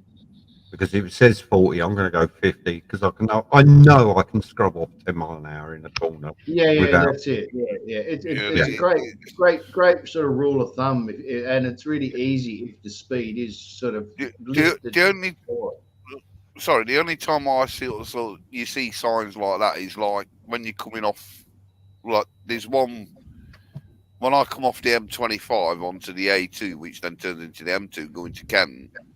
As you're going around the bend, as you come off the motorway, it'll have the bend sign and it'll have like maximum speed 40 mile an hour. They tend to put those on in the UK for lorries, articulated lorries and that. It gives them a good guide of how tight that bend is. Because if it's telling the lorry to slow down at 40 mile an hour, then if a lorry goes over that, it's going to hit. Yeah, that's what they're there for. They're not general use. You go down our like A or B roads or something like that. You don't even get. There's no signs. You just say there's a bend coming up, and it won't give you a recommended speed or anything. It will just say it's a bend. Yeah, and it's all down to your experience and of how well do you know that road sort of thing. So. Yeah, Simon, I didn't even know that. I saw them signs. Yeah, we don't get that. That is a minimum speed that you can take that bend at. Maximum. No, I know it's a maximum. No, I see it as a challenge. You say the minimum I go around is 40. Well, I go around a bend every day. I love Rowley and his graphics. He's brilliant. I go around a bend every day that tells me it's a maximum speed of 30 something mile an hour around there, and I regularly do it at 65 in the drive. Yeah. So it's just Yeah, the only road I don't. But I'll say that, but it's 2-lane road, and I do use both lanes. Yeah, there's a road actually near my granddad. I won't advertise where it is, but there's a 20 mile an hour bend, and it means it's 20 miles an hour. Yeah. As you come off that bend, you then turn right. Yeah. So you go too fast around that bend, you're ending in someone's front garden. I was coming off the interstate in Orlando on a Harley electric ride. Now, Harley electric rides famously don't corner, apparently. Oh, no. I was doing 80 something down the interstate, and the sat nav on the Harleys are set to tell you 100 yards before the exit, that's the exit you want. And I was in lane 4 as it was. And it's told me, oh, you want this exit now? I'm like, okay. So I indicated and I checked. It was all clear, and I buzzed 4 lanes and I hit the interstate. I hit the exit probably at about 60. As I looked up, it said maximum speed 30. Now I'm already doing double what it says the maximum speed is, and the interstates in America tend to, when it says it's 30 mile an hour, it's usually coming back on itself. So I know I'm looking at a hairpin. So I popped down 2 gears.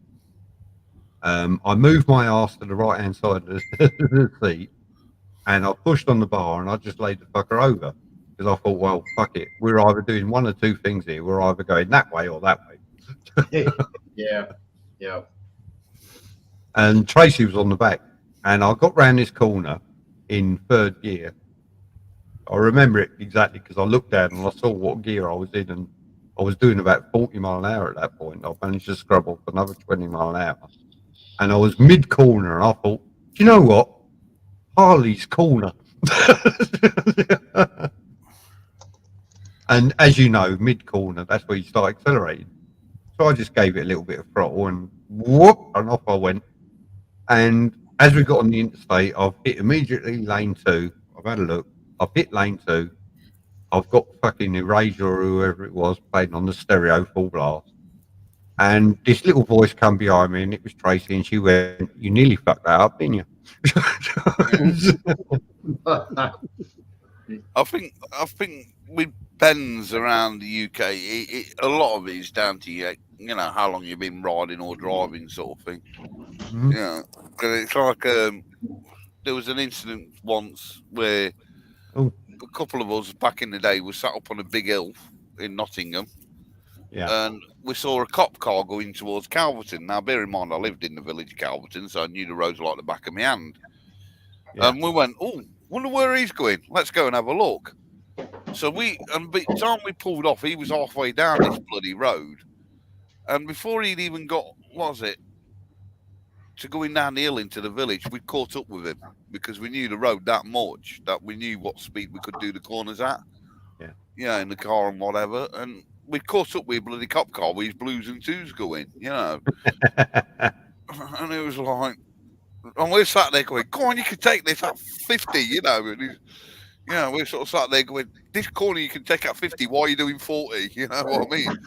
It's like, it's just how people read the road and their own risk assessment. Yeah. Because there's a road one I go down to see my mum, what drops through down by Podders into Woodborough.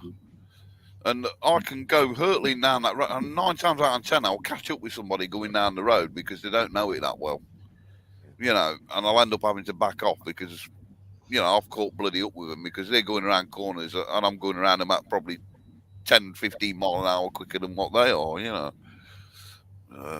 But like I say, we don't get signs on our bends, you just have to guess. Well, read the road or know the road. So. Well. Where's he gone? Oh no, CBD's gone. He's back. Oh, the internet's just dropped. He's just put in the chat. Bloody internet dropped. So. Feed the hamster. Yeah, that's it. I'll put the link up, CBD, so come and join again. Yeah, hot in, slow in, hot out is probably one of the best policies for the street. Yeah. That's I do that.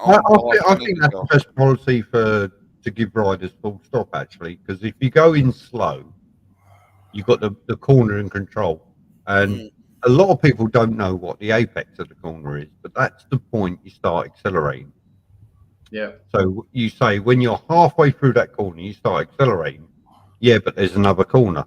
Well, that's okay, because if the other corner's in the opposite direction, you're going to stand the bike up, you're going to brake again, and then you're going to lean in and do the same process.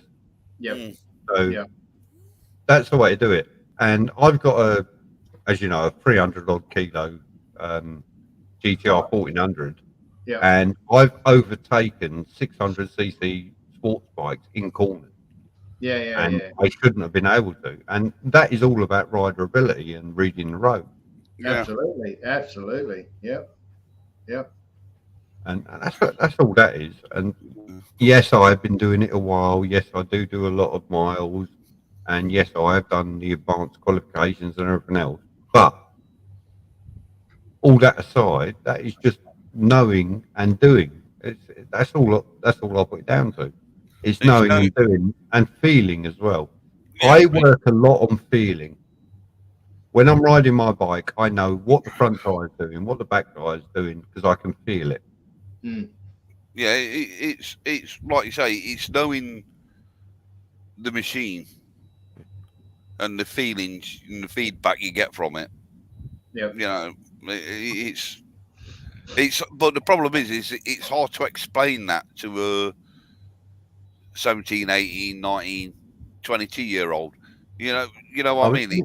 My wife will testify that every new car we've had, every time I've changed my motorbike, every time I've gone out and I've driven a different ambulance or a different lorry or whatever it is, it will take me 1 to 2 to 3 days of driving it to go, it can do this, it can do that, it does this, it does that. Because you're not only working on what you see and what you do, you're working on what you can feel. Yeah. And you know, it's when I was talking to when Revbon was talking about his tyres earlier, he likes the why are you in here twice?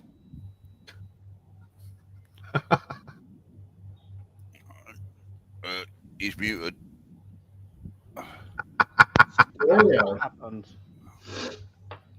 I've removed one of you. There's a nasty doppelganger. I don't like that one. Bring back the other one. That was scary. That was scary. I don't understand how that's happened. Oh, there's another browser open. There you go. But like I say, it's... Simon, we don't need 2 of us. No, we don't need 2 of you. 1 of you's bad enough. Yes. It's the feedback you get. It's like you say, you get a new car, you get a new bike. For the first 2 or 3 days, you're getting to know the vehicle and what feedback it gives you and what you can feel in your arse and your feet and, you know, through the steering wheel or bars, you know, what the grip is and that lot on it. And eventually you push it and push it and push it and you'll find its limit and go, right, I know I can push this to this limit. Any further than that, well, my limit, your limit and the vehicle's limit. Any further than that, and I need brown trousers and bicycle clips, you know. That's why I say, Andy's GSA tractor. That's why I say when I test rode his bike, it's a lovely bike. It's got all this electronic stuff on it. The suspension's doing all this and that. It is really, really a great bike, but I didn't like it because as I'm going around that bumpy country road, you don't get any feedback. I'm just going around that bumping country road. The bike isn't talking to me saying the front wheel's doing this, the rear wheel's doing that. It's not talking to me.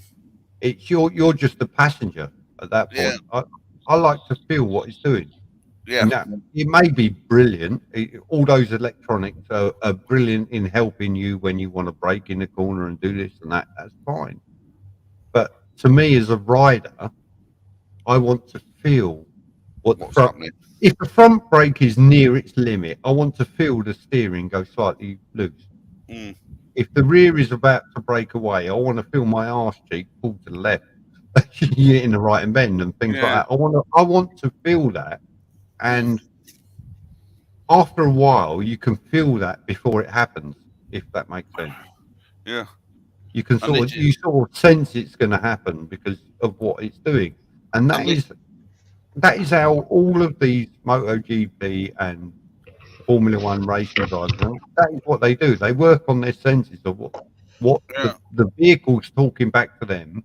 They know what the tyres are doing. And this is where we go to that subject of electronics and gadgets in cars nowadays and on bikes, you know, are taking away the feeling. You know, you're not getting the like you say, we're from the era of before power steering, before ABS, before all these, you know, self-leveling suspension and whatever, unless you got a Rolls Royce, you know, or a Citroen, you know, we're old school. You know, I love to go round a corner, and I love my wheels to tell me they've just hit a little pebble or a little stone or a little bit of gravel. Yeah, you like to feel it. You can feel it. Yeah. I love that feeling because that's like, oh, there was something there on the road. Yeah. And it might be the tiniest of pebble you've ever seen or a little bit of pea shingle or something. Yeah. But you felt it as you come around the corner. If the electronics and everything are taking that away from you, then it's not the excitement it's taken away, it's the feeling. yeah, it's you know, you just know, it's like when you're pushing the tires to the point of their limit, because you can feel it first. Whereas if you've got a suspension, what takes that away from you? The first thing you know is you're probably going to be sliding along the floor on your arse, thinking, "What the hell happened there?" And it's because you're not getting that feedback. It's like I had an old 1972 Mini, the original Mini. And I knew what I could push that car to do. For a They're little, worth money now.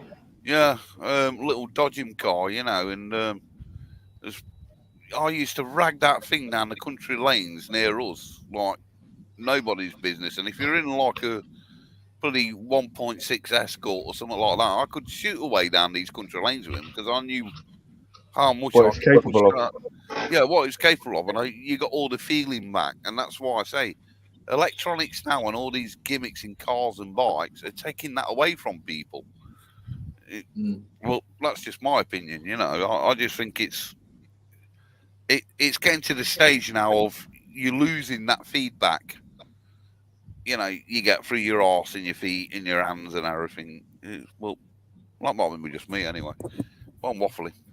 So you're probably the same as me, Roland. With that. What's that? No, I was just saying about you're probably the same as me. You like to feel what the vehicle's doing, whether it's a car or a bike. Oh, yeah. You don't want some computer brain going, this is what you're going to feel, or I'm going to do this, and you can't feel that. You want that feedback. I find the intervention is too much in all the electrical stuff. Yeah, I think it's great for like if you go up in size in bike, and you're still a fairly fresh rider. I think the intervention stuff is okay. Yeah. But if you're an experienced rider, the intervention stuff, no matter what it is, what brand it is, anything I've ridden, it's too slow. Yeah. It reacts too slow. Yeah. See, but the only thing that I agree on is ABS. Anti-lock brakes. Even my abs are protected by beer belly. In I'll tell you what, I'm a fan of ABS. I love ABS, and I am convinced that's probably saved me a couple of times when something's happened, and I've had to brake, and then I know I can steer, albeit that slightly, I can steer and avoid. Yeah. I agree with the ABS. I will also agree with traction control to a limit. I will agree with that. There's been two occasions on my GTR. I've come off a corner and it's been wet. I've opened her up and I haven't noticed the banding on the road. Yeah. And the ABS has cut in. My only gripe is it doesn't let off soon enough. It keeps it on too long. Too long. Yeah.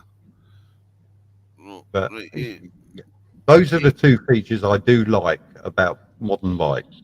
Yeah. I do like them. Because I've ridden bikes since the 80s, so I know what it's like to fucking hit the brakes and skid on the front wheel. I do know what that's like. And to be able to grab a handful of front wheel knowing it's going to slow you down at the maximum and it's not going to skid and wash out and you're going to end up face planting is great. But so I agree with those two parts. But I agree with that. Take it any more than that when you're starting to control my suspension and what I can feel, I don't like it. No, I really don't. It's a control thing. I think it's a control thing. I want to be in control of the bike, and I want the bike to talk to me. Yeah. Yeah. You don't want the bike being in control of you. No. Yeah. You're just the passenger, aren't you? At the end of the day. At the end of the day, you're just holding on to the bars, aren't you? You know, it's. You're holding onto the bars. You're giving it a fistful of throttle when you're letting the electronics sort it out. Out for you, yeah. Takes a bit away the skill as such, because it's like I say, it's not. It takes away any skill. It takes away enjoyment. Yeah. It takes away that extra element where you're thinking what's going on. You know, Yeah. and look, if you do everything right, you don't need any at all No. intervention-y type safety bullshit computer crap.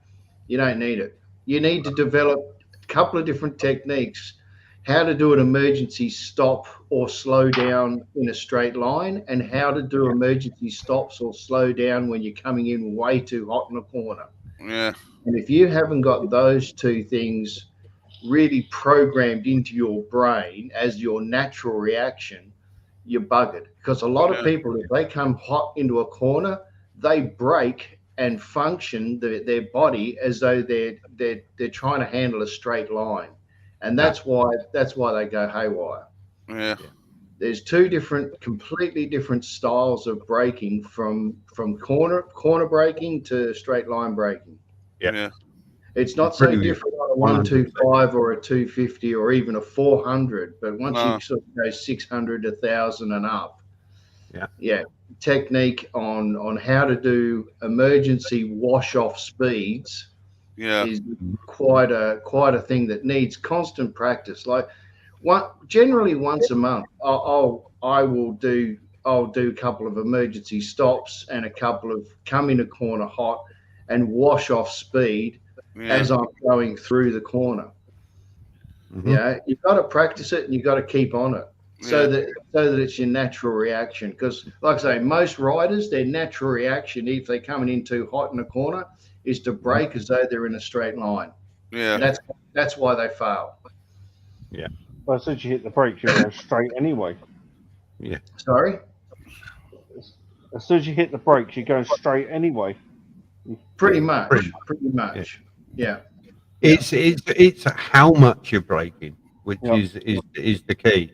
It's you've got to know, if you ride your bike regularly, you know where you can press the brake and where it's effective and where it isn't effective, and there's degrees of braking on the rear pedal, on the lever.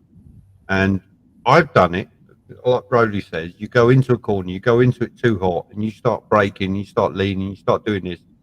I know my bike will dip at the front first, then the back will come down, and as the back will come up, the bike will want to push to the outside, and it basically does a seesaw to the outside of the corner. Yeah. If I'm braking in the corner, it's what I call bouncing.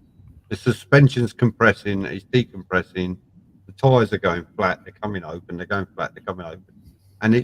But what you have to do is the way I do it is you have to, don't panic, maintain what you're braking, but keep the pressure on in the corner. And sometimes you have to you give it the extra pressure, it's like you're turning too tight. And that way, I can scrub so much speed off mid-corner that as soon as I reach the apex, I can release the brakes and open the throttle. And the bike disappears at the other side. And I'm like, how did you do that? To the bike, because it's handled lateral pressure on the tires as well as a backward pressure. So tires work really well in one direction, forwards or sideways. Yeah. When you start asking them to do both, that's when they struggle. So what I'm doing is in that corner, by allowing the bike to do its bouncy effect, it's pressure one way, then pressure another way, then pressure one way, then pressure, and it scrubs off the speed so quick.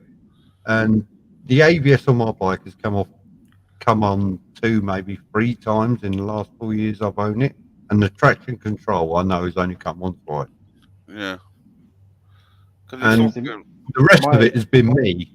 And my ABS that's the way I do it. On Thursday, back from Oakley, and I was coming up to a roundabout, and the back wheel hit some oil, and I felt it kind of go. I was like, "Oh, okay." So I dropped 2 gears, and as I dropped 2 gears, I was able to slide slightly over to the left, and I took off. Yeah. You know how your bike handles. Yeah. And as Simon and Roland says, you just need to keep practicing it.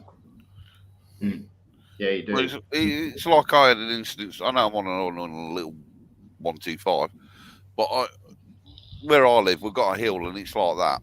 I mean, like that. And I came down it and sort of applied the brakes, and the back end kicked out on me. So it was immediately off the brakes and just sort of like off the throttle a bit. And well, actually, no, it was a bit of throttle, and it straightened the back end straight, or straight away for me on it. With your dual braking deal on your bike, though, I don't like it. No, I'd sell the bike. Yeah, it was weird because that was the same thing. It's like I'm coming down the hill and I'm like, I've got the front on, and then I've sort of like, and it's only because I put a little bit of back brake on, the back end just kicked out on me on it. Yeah, and it was like straight off of it and bit of power, and it just rectified it for me. So the Kawasaki GTR or G Concourse 1400, the version 2, which is the one I've got, has got dual braking on it. Yeah. And what it does is it uses I believe it's the front left piston on the front as well as the rear, and you can turn that on or off. And what I've liked about it is when I'm going through a corner and I've got my throttle set and everything else, I haven't got to worry about the front brake. What I can do is just give that little bit of extra to the rear brake, and it will pull the front brake just that little bit, and it's enough to just compress that suspension at the front, which gives me that extra turn. Yeah. And it took me probably 2 years to discover it does this.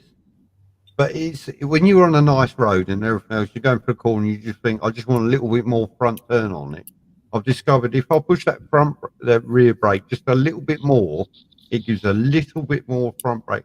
It's balanced perfectly, and it just compresses it and it goes, and it's really, really nice. I do like the dual braking system on the GTR 1400. Yeah, it's not like the same dual braking on a Michigan, trust me, Simon. Yeah. But if I'm traveling at 5 miles an hour and I stamp on the rear brake's just stopping. I don't know if they've got some sort of electrical thing on it or something that tells it that you're only traveling at 15 miles an hour. What do you need the front brake for? This is the rear one, that'll do. Yeah. I don't know, because it's got settings on it, but the setting I've got it on, the way I've got it set up, that's the way it works at the moment, and it works on my bike the way I ride it. But yet again, it's rider specific as well, isn't it? Yeah. I mean, if you're a rider that wants complete control of your front and rear brakes independently, then you can do it. But another issue with people with bikes and corners is if they trade up and go up to a bigger bike, they hop on the bike, start riding it, and learn to feel the bike, and that's all fine. But very seldom will someone actually tune their suspension for their weight. Yeah. And that can add, like 60% extra to a corner compared to hopping on a default suspension setup. Yeah. It's pretty much for sports bikes. Yes, you've got to get your sag sorted and everything else, haven't you? You've got to get that done for your weight on that bike. I mean, if I weigh 15 stone. Yeah. So if I get on the bike that somebody's been riding that's set up for 9 stone, it's going to be wrong. So I need to be adjusted. Absolutely. Yeah. But someone asked me about my suspension on my bike, and they said to me, "Where have you got it set?" I said, "Well, I've got it set really hard at the rear because I've got my luggage on it all the time. Yeah. And at the front, it's sort of like medium." And they said, "How does that change when you put the wife on the back?" I said, "I don't change the bike. I change the way change your ride." Yeah. I don't brake at the point I brake when I'm on my own. And if you put my wife on it and you put 30 kilos of luggage, you can get 10 kilos in each pannier. I don't change the way. I don't change the bike. I change the way I ride. I do everything 50% more at least. Yeah. And a testament to me, Tracy has fallen asleep on the back of my bike because it's smooth. Everything's smooth. Yes, I have done things with her on the back, and she said, "Fuck me, that was quick." I went, "Oh, sorry, I forgot to use that." But What sort of things we talking about here? very, very, very quick overtakes. Oh, okay. Yeah, and sudden moves. And when you enter a roundabout and there's a World War II Jeep going round the roundabout, and you didn't realise you were travelling that slowly, you're a right-hand roundabout round here, go to the right, obviously, and you're steering left, and then you're ducking a quick right to get round him. Yeah, yeah. She's like, "Really?" And I'm like, "Yeah, sorry about that." But she's a really good pillion as well. Which, if you've got a pillion on the back of you that trusts you and you trust them, that if I want to do something like that, I know she's going to follow me, and she's like a mimic when she's on the back. If my body goes left and I move slightly to the left of the seat, she will do it, and she'll go the other way as well. And she's absolutely, I can't praise her enough. She's a brilliant pillion. Yeah. And if it wasn't for her, we might have come across her a couple of times, because yes, I have forgotten she's on the back and I've gone and do something, and yeah. And the bike's handled like you'd expect it to. Whereas if you've got a pillion that's a bit stiff on the back and you try and push it into a quick left and right, then it's like having a plank of wood on the back that's standing upright, and it's sort of like that's when you do a reverse headbutt. Yeah. Fucking bend. Yeah. Oi, wake up. Yeah. You're underwater. I'll tell you what, I can't praise Tracy enough. She is really a brilliant pillion. Yeah, so going back into what you just said, Roland, about adjusting the suspension. Yeah. I've never done it. I don't know how to do it. So I just ride it to kind of how it's set up already. What sort of bike have you got? Phaser. Okay. Is that fully adjustable front and rear? I have no idea. Yeah. It is. Okay. There's probably probably watching a couple of YouTube tutorials on the adjustability and how to adjust and what you're adjusting might be a good place to start. We've got luckily just down the road, probably 3-4 kilometers, we've got a small business that's very busy. It's called Race Bike Services, and I'll if I get a new bike, I'll go straight to there with them, and they set the bike up with me actually on Yeah. it. But it's night and day. The difference it's the difference of it's almost like going from two wheels you're riding to a unicycle. You know, whereby you can almost pivot off of one wheel. You know what I mean? Oh, okay. It makes a very big difference in the way your bike performs with you on it. Yeah. Might be worth me Googling for Darren and pop down to Darren and get Darren to have a look. Yeah. Because you can pop down Darren and have a look, but you won't be able to set up your Sega or anything. But he will give you advice on. He's very knowledgeable about all makes of bikes. But yeah, and because pop down and see him. Yeah. The weird thing is, on the rear, on the Michigan, you've got 3 notches on the gas strut. The actual suspension, not on the spring, not on the coilover, but the actual strut. It's got 3 notches. Of course, out the box, it's set in the middle. You know, so I'm just wondering if it might be worth me just trying the different notches on either side on it, because it's got twin rear shocks on it and the coilovers.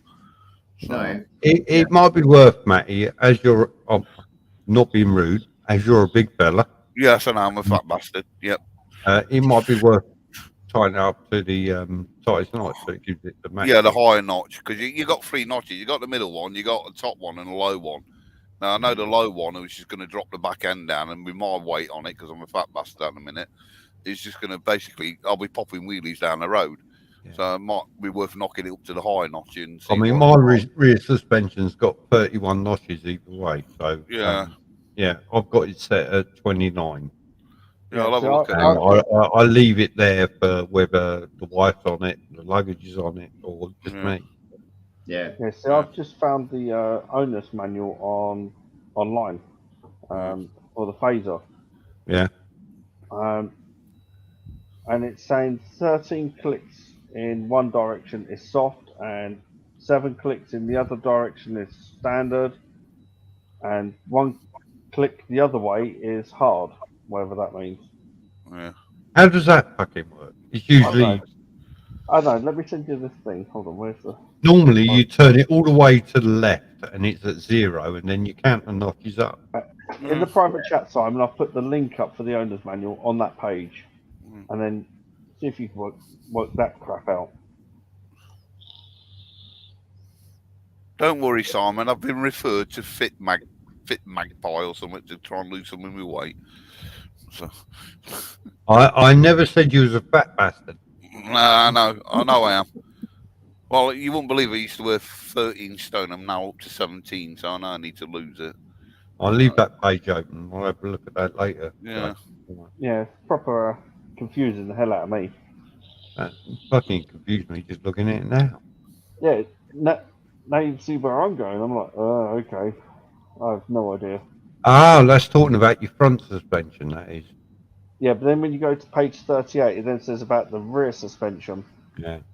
Or 40, I can't remember which one it was. But yeah, it's proper weird. Instrument and control function. Impressive. Yeah, it's proper messed up, isn't it? Yeah, but my front suspension is set on, it's about medium between hard and soft on the front of my bike. And I like it there. I like when I brake, I like the front of the bike to dip slightly and compress. Oh, yeah, that's spring preload settings. Yeah, 1 is soft, 5 is standard, 9 is maximum hard. If you look at page 39, you got preloads. Preload setting for your spring there. Oh, okay. So if it's on number 1, then it's on the softest setting. If it's on number 9, it's on the hardest setting, and number 5 is the middle. That's what pretty much standard for the front. Yeah. Yeah. No, this is the back I'm looking at here. Oh, right. Okay. This is for the rear shock. If you've got someone who's local or close and handy that has got experience in setting them up, I'd recommend going there because you got your downforce and upforce, and you can adjust the rate of how the bike reacts to both. Yeah, the bounce. But that needs to have a neutral buoyancy with your weight on it to start with. That poor bike. Sorry? My poor bike with my weight on it. Well, it doesn't matter how much you weigh. If it's set up for a neutral buoyancy, basically, then it's going to be fine. But then you can also you can fine tune it for what type of riding you do. Because if you're quite an aggressive rider, then you want to change your dampening on how quickly the suspension reacts. To change towards your sort of riding style. And if you're on a track, you can actually adjust one side rather than the other. All that sort of stuff if it's a certain type of track. But it makes a huge difference on the bike, on certainly how it handles. Just like a car. If a car's wheel alignment is grossly out, yes, you can still turn it. Yes, you can still do things with it, but it cannot perform to its best. Wow. Yeah. You think that's bad? You're going your poor bike. I'm on a little 125, mate. I'm 17 stone. Mine screams, "Get off, you fat bastard!" every time I sit on it. That's what happens. Yeah, your bike's designed for a 4-stone Asian guy. Mine screams. 4 stone? I thought it was 3. Mine screams at me every time I sit on the bloody thing. Yeah, I'm surprised it goes up the hills around near me.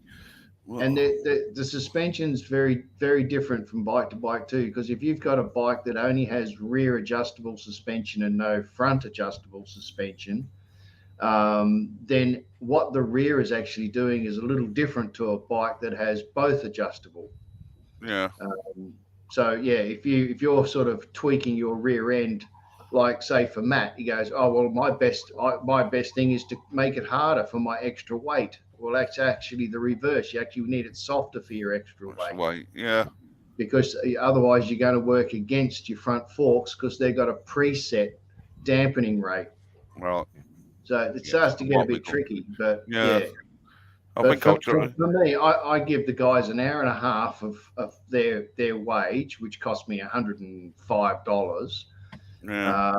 And they with me on the bike, we they set it completely up, and it's really good. It makes a huge difference on just how it flows into a corner as opposed to you fighting against it, because the weight of the bike plus you and the inertia, if your dampening is not set up correctly, then your inertia is going to overthrow or underthrow your dampening. Yeah. Which means you'll either oversteer or understeer, basically. Yeah. No, my bike screams at me when I sit on it. So.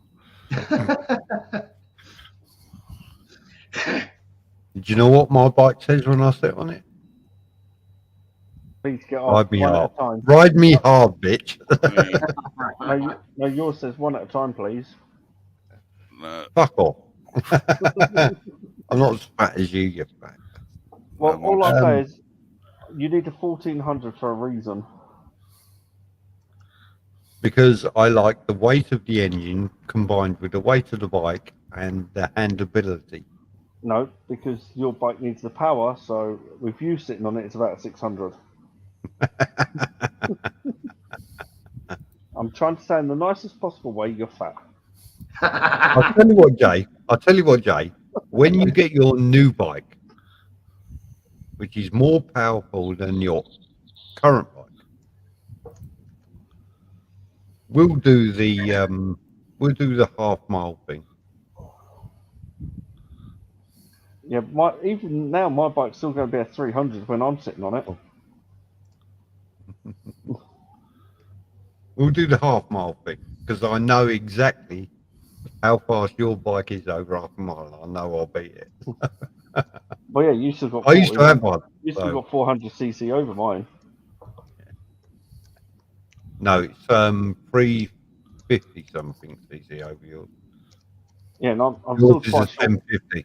So. Yep, but I'm still over your weight. I'm probably double your weight. Yep. That's why I'm confident. I'll have to get a Nerf gun and just start shooting at you. See if I can knock you off. Drive by shooting. I'll put a link in the private chat for a video that gives you a good idea of what's going on and what to do. So I've just put it up there. Hang on. So watch that when you got a minute. Yeah, I'm just saving that now. I shall copy that link to the general chat. Cheers for that. So I'm just having a look at my chain adjustment level. Yeah, because it's a little, and even when people take a bike for a test ride, they don't even factor that in, because they might hop on a bike thinking, oh, I'd like to buy this bike. They hop on it and they go, geez, it handles like shit. Well, of course it will. It's all default suspension setup. You know, it's not going to handle it's going to handle totally different if it was tuned for you, the rider. So you can't even take its handling into account if you're going to take a bike for a test ride, basically. Do you know what? It's all right. I'm reading my owner's manual for my motorbike at the minute, and it's Chinese into English, and you sit there looking at it thinking, what are you going on about? And it's a good job I'm used to reading Jinglish and Chinglish. Yeah. So 15 mil to 25 mil. Oh, okay. So I've got a chain monkey and a laser monkey coming tomorrow because I need to adjust my chain, and I've ordered myself the tools because the laser monkey's for the wheel alignment to make sure it's still straight, and the chain monkey's the chain tension. And I went out today and bought myself a brand new tool case or toolkit. So I'm happy. I've been shopping. The only thing I've looked up on, Matt, is don't over tighten your chain. No, bearing in mind you've got to sit on it, so it'll stretch the chain. Anyway. Well, I've just been looking. It says 15 to 25 mil. So if I get the chain to sort of 20 mil, the middle, it should be about right. It should be all right. So that's why I've ordered. To be honest, that's why I've ordered the chain monkey and the laser monkey, because at least I know. Is your bike a chain or belt driven? It's shaft. So you got shafted. I got both. Yeah. What's the Fuck off, Rowley. We're all jealous. What's that one, Roland? What's that? The 109? That's shaft. That's shaft, is it? Oh, yeah. Even better. Thank God it's shaft. More now. If it had a chain, it'd have no teeth on the sprocket.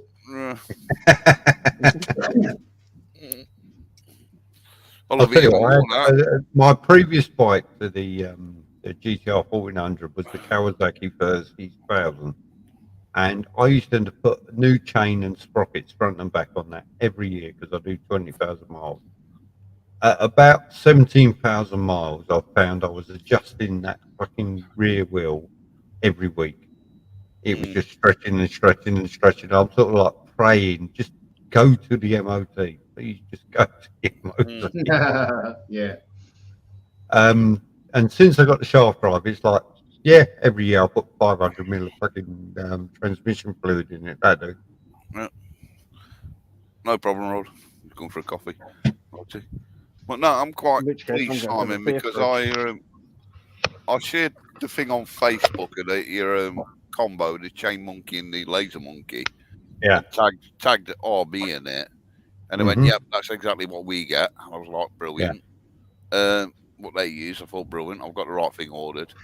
And then I sent him a message asking him about the socket size for the rear wheel nut. Because I was looking at my tool case kit, what I got. I would show it on camera, but it weighs a bloody ton and it's bigger than the camera will pick up. But I thought, I'm going to get myself a new toolkit because I needed a new one. And I'll make sure it's got the right size, sockets and everything in for it. So my task this weekend will be just in my chain. I've just worked out it's 15 mil to 25 mil. So if I get it so it's 20 mil and it's in the middle, then I'll be happy with it. So yeah, I mean, I know you got that engineering background on you, Matty, but yeah, you want to do it that way, you do it that way, mate. No, it's just how my brain works. If I get it so it's 20 mil, it's in between the 15 and 25 mil. Middle. Yeah, it's dead middle. So as for me, I'll be. Do you want to know how the last chain-driven bike I did? Do you want to know how I adjusted the chain? Go on. Spin the rear wheel till I find the tight spot. Yeah. Go like that. Yeah, well, the thing is, you can do it with your tape measure. Yeah. I didn't even go tape measure. I'm not an engineer, so I don't work with tolerances. I go, no, that's tight, that's loose. That's the way I used to do it. Yeah. No, it's just how my brain works. It's the engineering side in me coming out. It's just like I fully get that, Matty, but I'm completely opposite. I'm not engineering side. No. I work on feel. I used to be able to tell when my bike needed chain tightening. Right? Yeah. I knew it needed it, and then I could tell if I've over tightened it. Yeah. Or while I was riding it, because that's what I'm going back to again. Is the whole feeling your bike and I think once I've done it the first time, I'll probably be able to do that. It's just that because it's the first time I'm doing it to the bike, I want to make sure I do it properly the first time, and then once I know what it feels like, the slack wise and whatever in it, then I'll probably do it like just use my finger and go, yeah, that's tight enough. I pulled into Darren's. It was a couple of months ago. I pulled into him and I went, my bike needs an oil change. And he said, how long ago did you have it done? I went, I don't know. Yeah. So we had a quick look on PayPal, and the last time I paid him, I went, he went, it was only 6 weeks ago. I went, yeah, but it feels like it needs an oil change. He said, well, what do you mean? I said, well, it's the gear changes aren't right and everything else. He went, oh, I'll give it an oil change then. So he stuck it on the ramp, he gave it an oil change. As the oil was draining out, he went, actually, you're right, that's very watery, it needs an oil change.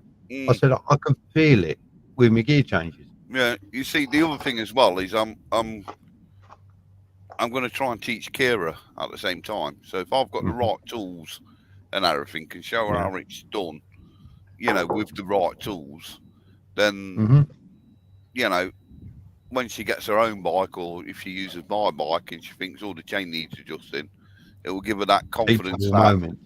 I love teachable moments. Yeah, you know, I can go to her, right, this is what you do. This is how you do it. Next time it needs doing, I will stand there and watch you do it and let you do it. So it gives her that hands-on. Oil or grease? Sorry, Roland? You guys use either oil or grease on a chain? Oil. I've got chain wax. Yeah, that's what I use, wax. Oil. Oil every time. Yeah. Oil.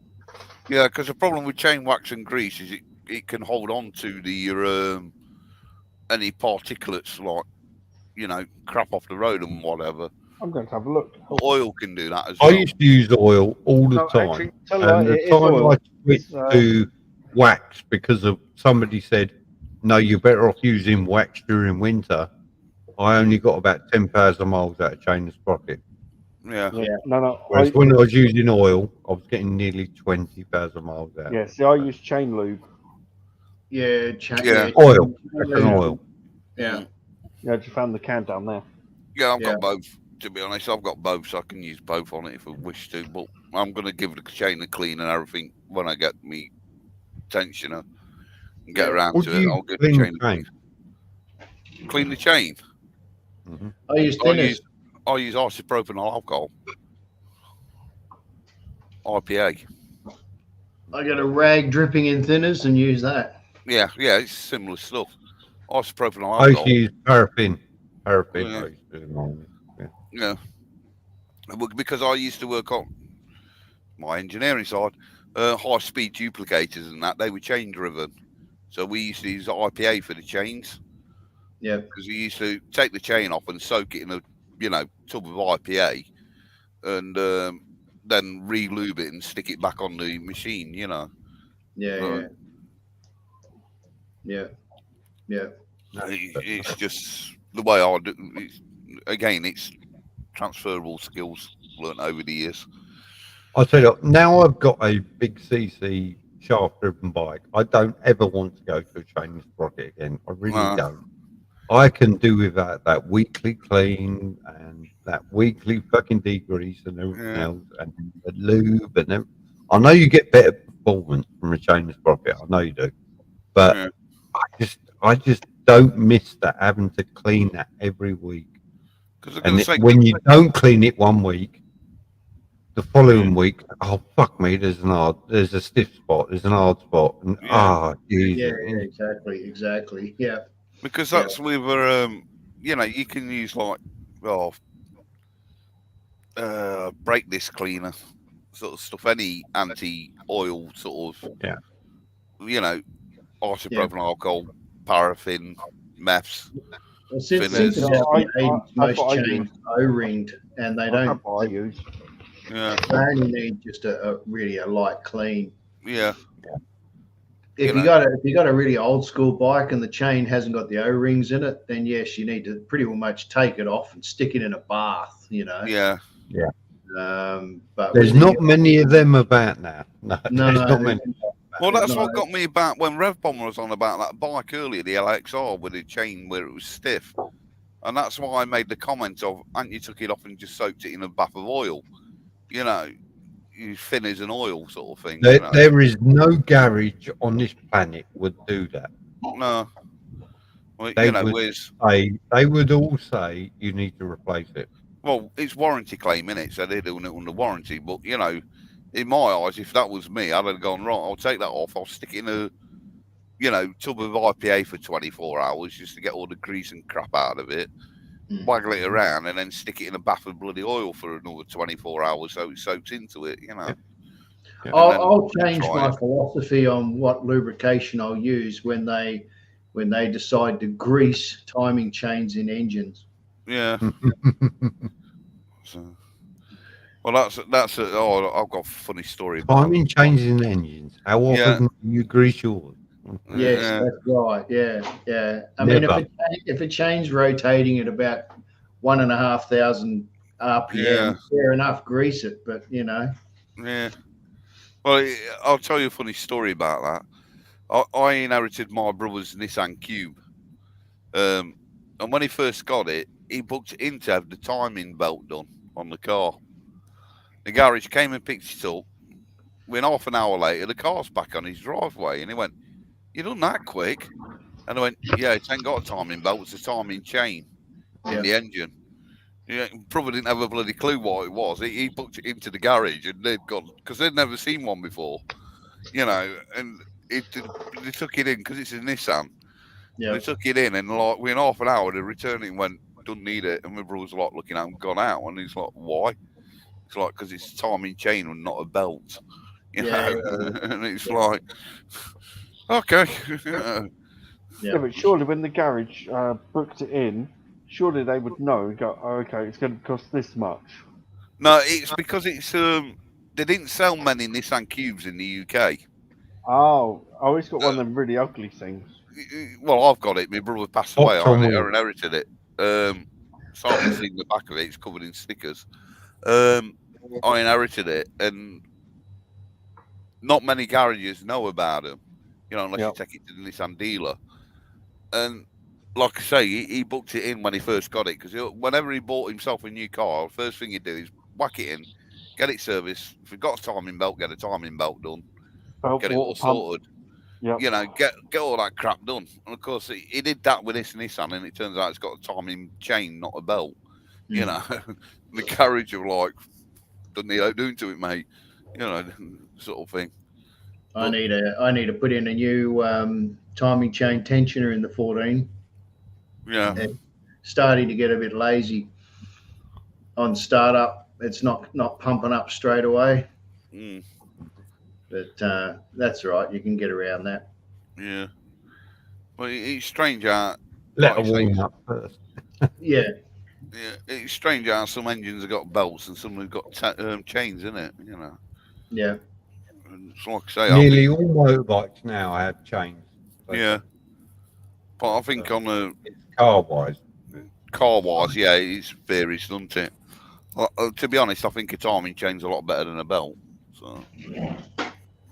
on an engine, personally. Yeah, when you've had the 3.5 litre Capri and the timing chain broke on it, and you was gutted, you could replace that engine. Yeah, because I did that. But yeah, yeah, it was fucking weren't cheap.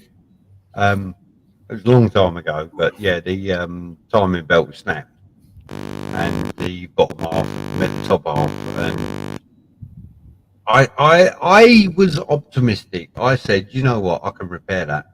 And then after a little while, someone said to me, it'd be cheaper to get a fucking new engine. I went, yeah, I'll do that. Yeah, your valve would have kissed a few pistons, I'm sure. Yeah. Yeah. It weren't pretty. It weren't pretty when you started taking it apart. Trust me. I did that in a Vauxhall Corsa. Acted like a dick, and I went to shift from 5th to 3rd, and I missed 3rd and went to 1st. Ooh. Oh yeah, 2 drop pistons straight through the head. Yeah. And yeah, I put the car in the bin. I'm like, I'm not repairing that. Just put it in the bin. Yeah. I couldn't even use the excuse of being a new driver. It was just stupidity. I was trying to keep up with an Audi A3 S-Line. Well, one thing's for sure. One thing's absolutely for sure. The synchro mesh gearbox works fantastic. Yeah, it does. Yeah. Try doing that on a non-synchro. Yeah. Yeah, no. The car jumped up and it was bouncing about, and yeah, it was throwing flames out the exhaust, and it weren't happy. Yeah. And it's surprising you didn't diff lock it. Yeah, and I actually drove it back from Milton Keynes back to Colchester like that. Oh dear. Yep. I had no first or second, so I was having to pull off in third to get home. Yeah, right. So you fucked the clutch and all. oh, the car was fucked. But I knew once it made that horrible bang in the noise that it was just coming out of it. It was like putting a bean in a tin can. I was like, yeah, that's done. Yeah. Put it up, file it under shit happens. Yeah. Yep. What else can you do? 13 job. Yeah, never happened. Yeah. That was like when I was a young lad. I was mucking around with my dad's mower, and I was thinking, what's this governor thing do? You know. So I pressed it. The thing revved its ring out and threw a valve. Yeah. Sorry, Dad.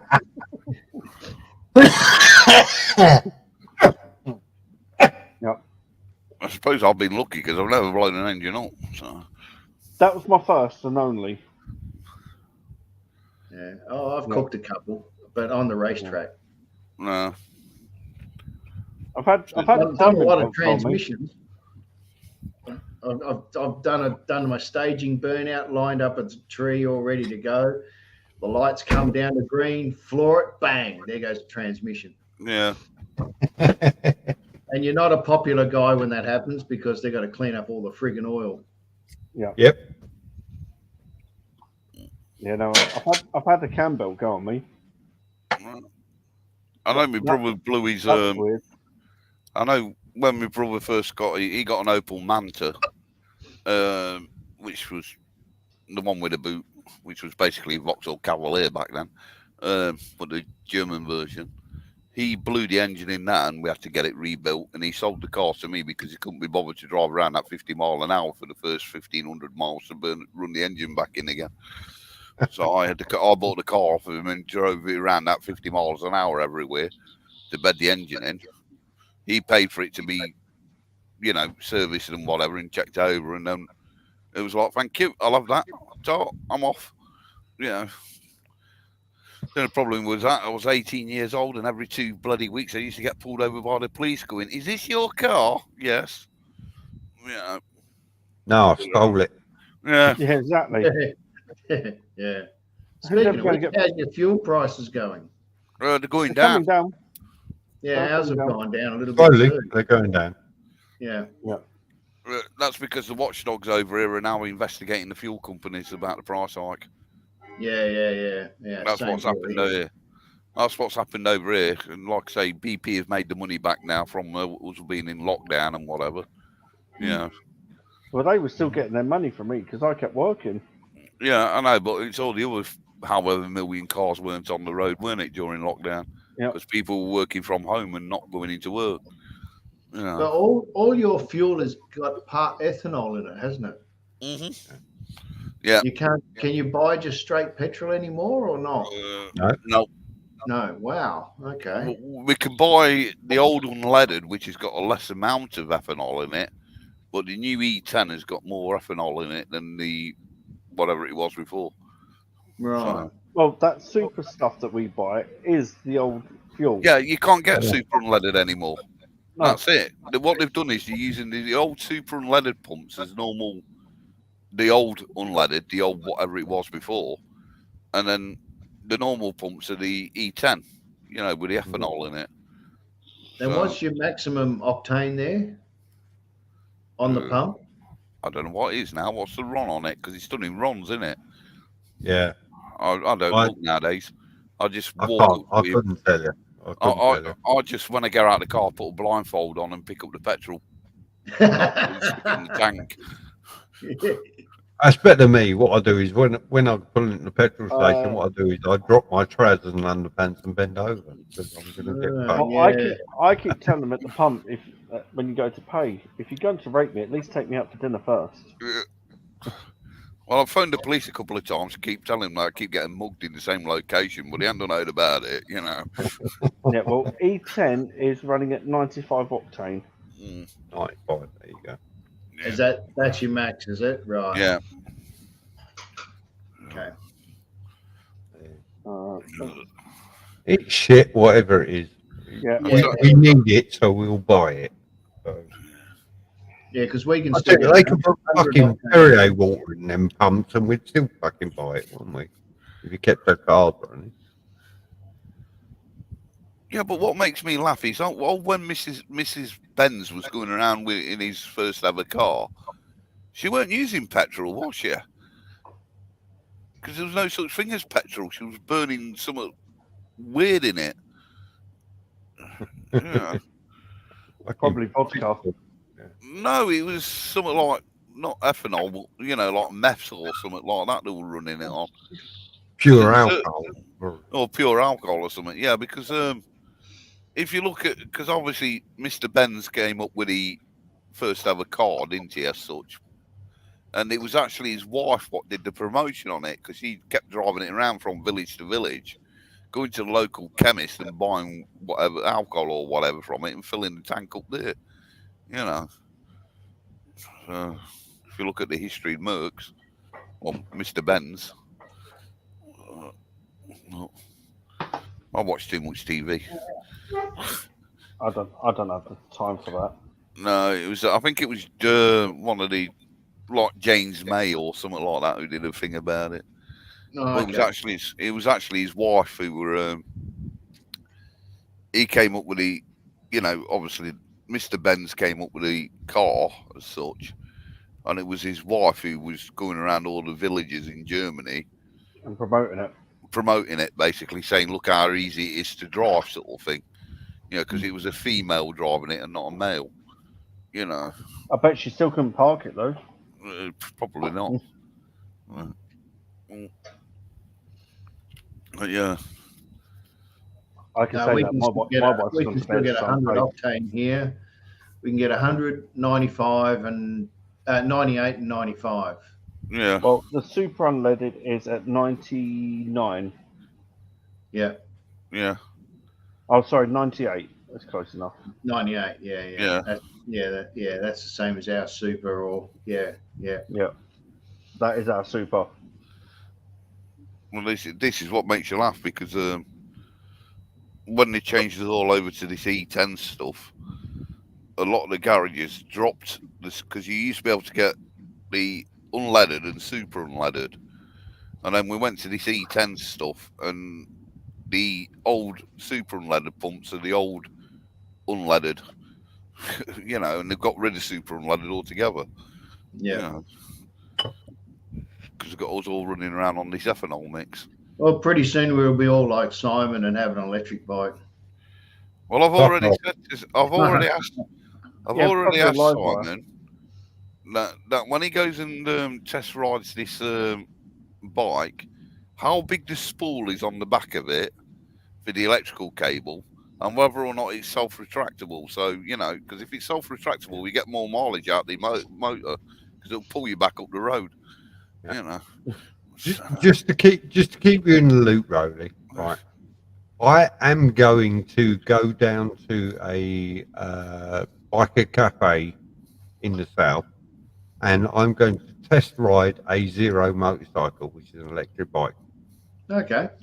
I'm going to log it, and I'll tell you what, I said it earlier, I'm going to enter this with an open mind. I'm going to go, right, okay, I'm a biker, I want to ride a bike, and I want to ride one into the future, so impress me. Yeah. And we're going to see where we go from there, and I'm going to ask lots of questions. And then Simon's going to ride that bike home. Simon, do you know if you look on Amazon, you can buy hazmat suits on there? You might need to wear one. Seriously, I mean, Zero actually emailed me a while ago. Yeah. And they said, we understand you do not like electric bikes. Would you like to come and test ride one? So I said, yeah. And they said, okay, we'll set one up. And they set me a ride up. And they said, all right, okay, well, you can go here and you can test ride a bike. I went, okay, fine, I'll go. How long can I have the bike for? And they went, 40 minutes. Yeah, because it run out of battery by then. Yeah, that's it. Yeah. And I went, that's not long enough. I want to have the bike. If I'm going to do a proper review and my opinion, I'm going to need it for more than 40 minutes. Yeah, bloody oath. And they went, no, you can't have it for no longer than 40 minutes. And I went, why? Will the battery go flat? And they never responded. And eventually I responded with, thanks, bye. Yeah. And now I've actually gone and signed up because I thought, you know what, I've got to do one. Everybody knows I hate electric bikes. Everybody knows that. Everybody that knows me and my channel knows it's not I hate electric bikes. There's lots of things that are wrong that I want. It's not what they don't do what they're supposed to do. That's the problem. Yeah. If it's not the answer we want. Yeah.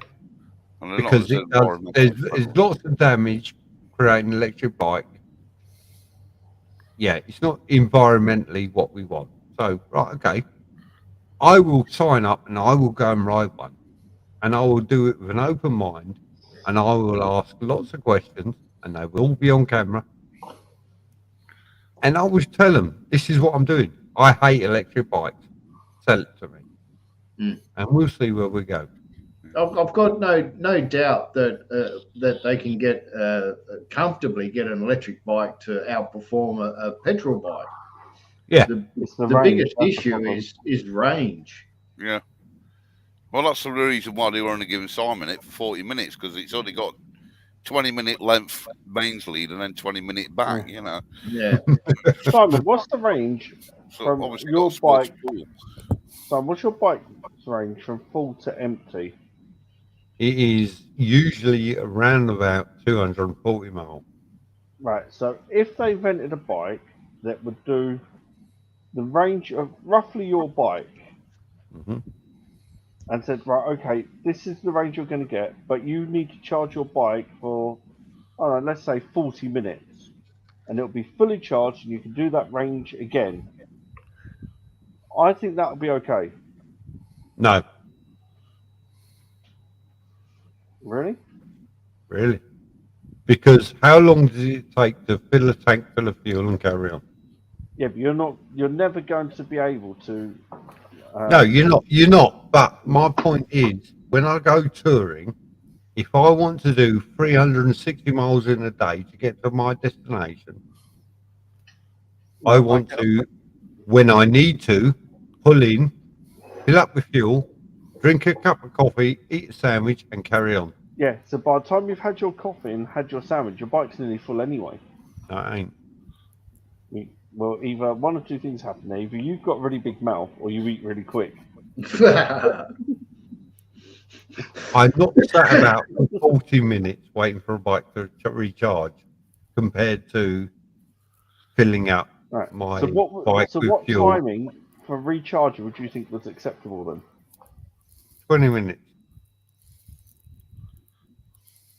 Which in the future, that's probably what will happen.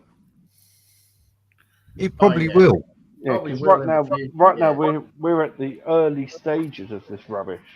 Yeah. Absolutely. It probably will. But then let's go into the other ecological problem because you want electric bikes because they're going to save the environment. But they're not. They're not. No, because most electricity is generated either by coal power or nuclear power. And nuclear, you have to dig it, bury, nuclear waste. You have to dig a very big bloody hole and shove it down there and forget about it for a few thousand years. You know, it's like lithium mining. You look at a nodding donkey in a field full of cows, and there's a nodding donkey there pulling oil out of the ground after they've drilled it for it. And yet you look at a lithium mine and what scar it leaves on the earth. They're probably going to refill it back in. They do refill it and they do replant and they do all that usual stuff. But yeah, but that's probably 50 years down the line after they mined all the lithium out of it. You know, whereas an oil rig, it drills a hole into the ground, they tap it, they come along with a nodding donkey, stick it there, stick a fence around it, and there's cows running around in the field, munching away, and not a great big hole in the earth. You know, if electric bikes become the normal, I'm going to start up a company selling pegs and cardboard. Mm.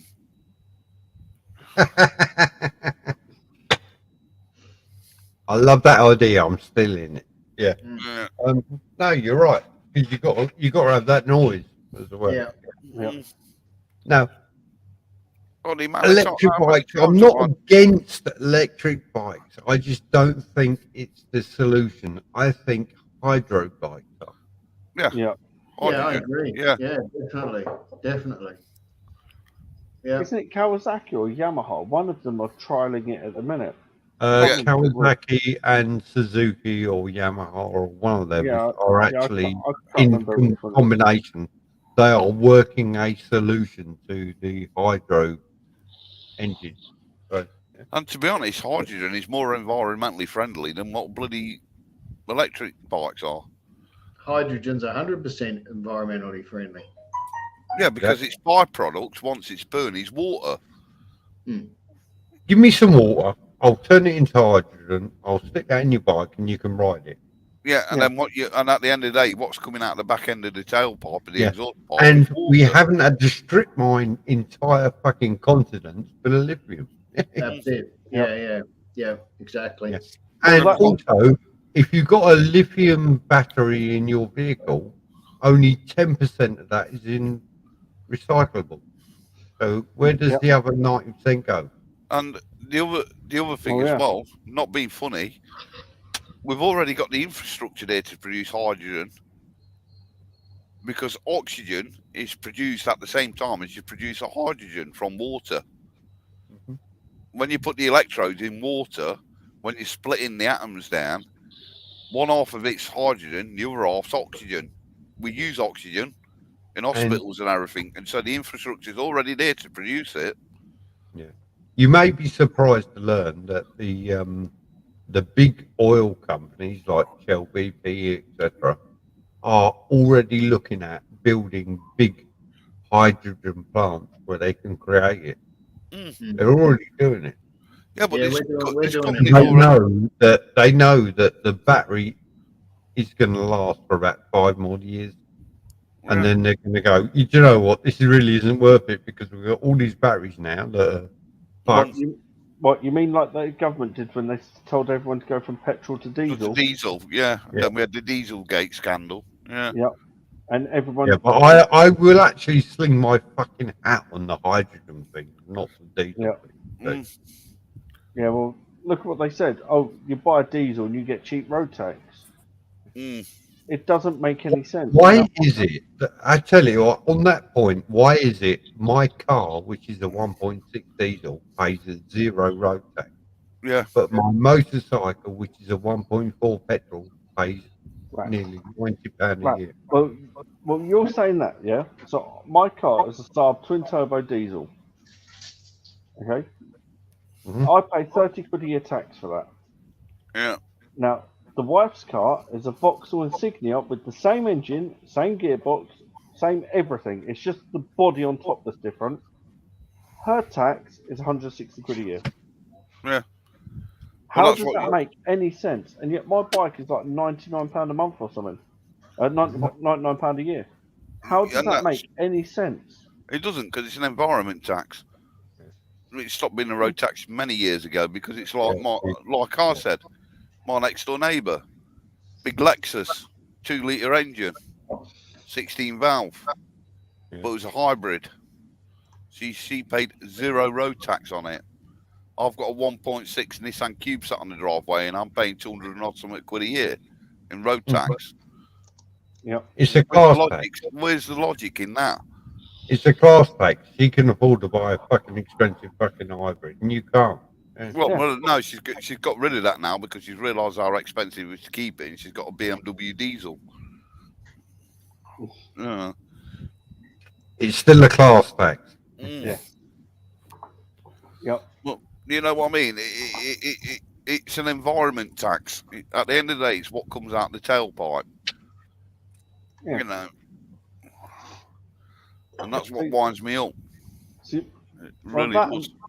That my uncle's got a 1.1 Kia Picanto. It's £110 a year road tax for that. But my subs, it's 30 I'm just reading what Rollins has put. Ooh, where? In the chat.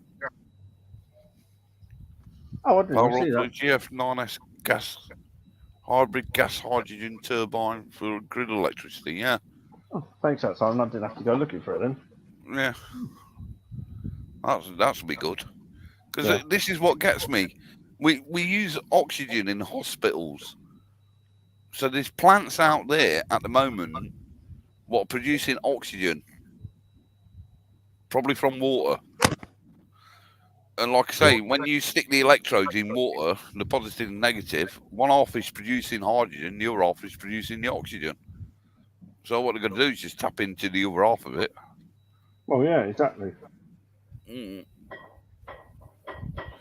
bottle it, or whatever it is, stick it in the gas containers like they do with the oxygen.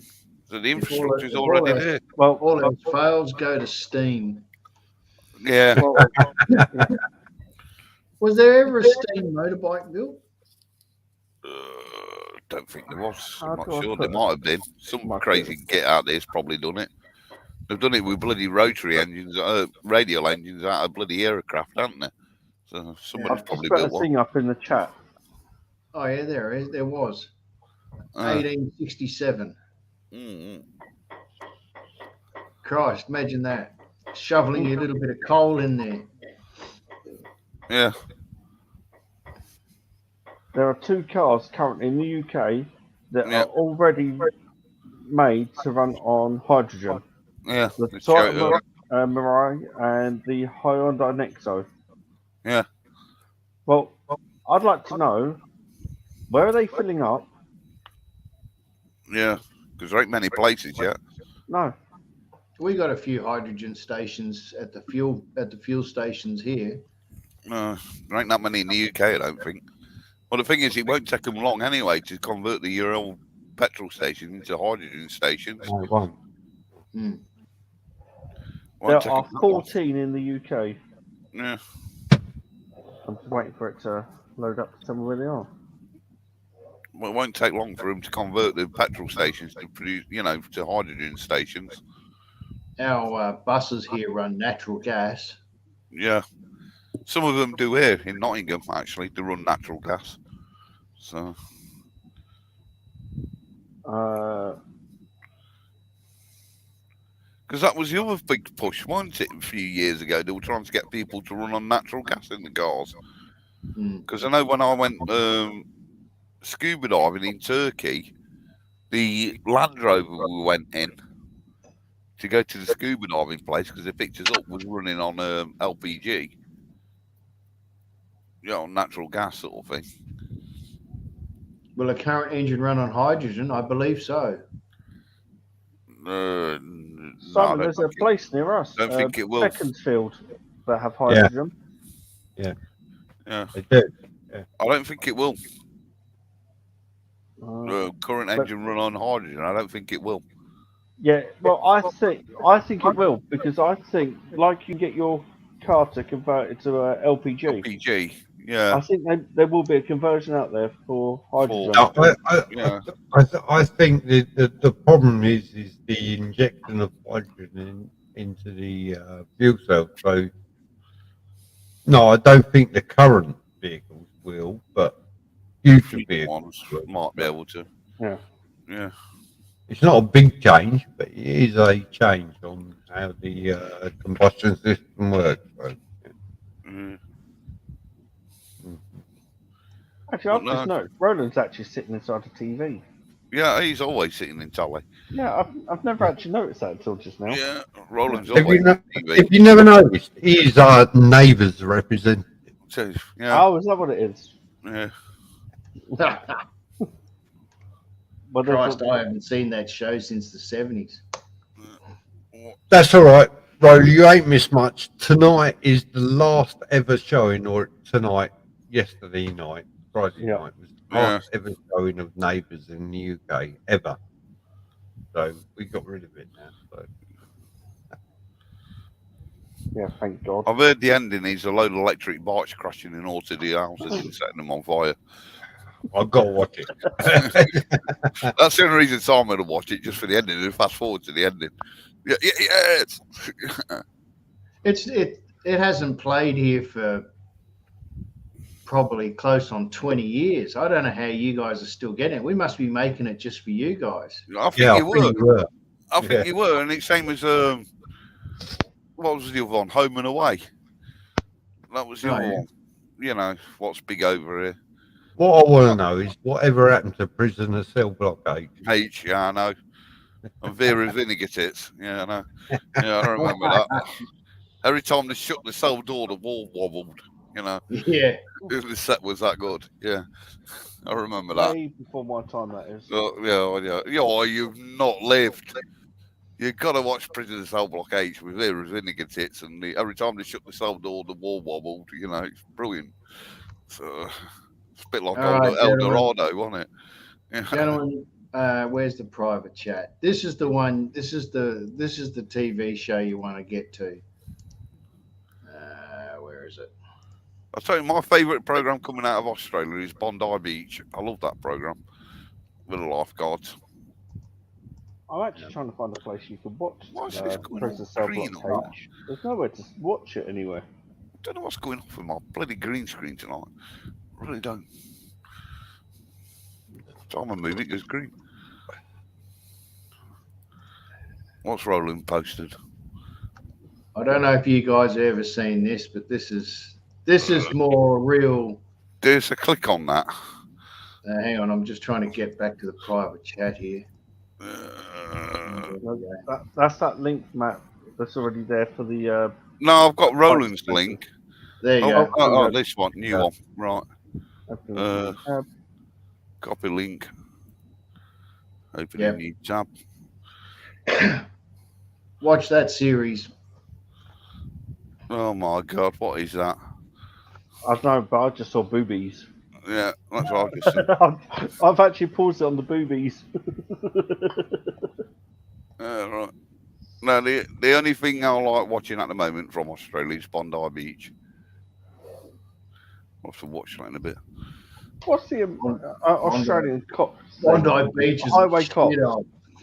Oh, yeah, that's New Zealand, I think, is highway cops or something like that. There's an Australian you always one. get a lot of border patrol and police 10-7, that's it, and whatever over here as well. That's the one. Police 10-7. Yeah, we get all that, yeah.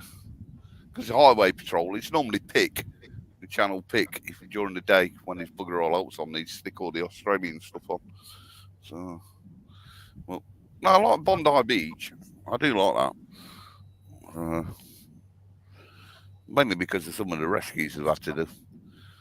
The beach itself is a shithole, though. Oh yeah, I know. It's mainly the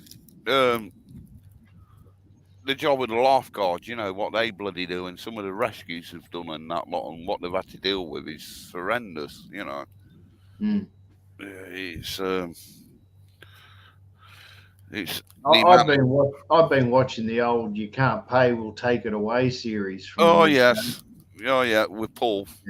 Yeah. Oh, Boris, they're going to number 10 Downing Street soon. Yeah. Well, yeah, kick Boris out. How's those? Yeah. It's bloody good. Oh, that looks like what was that thing we had in the UK?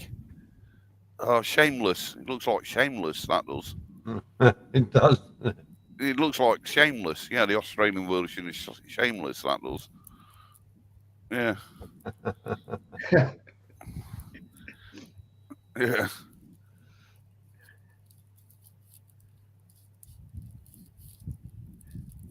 Yeah. Well, definitely looks like the Aussie version of Shameless.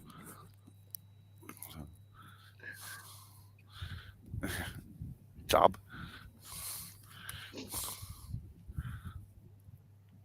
Yeah.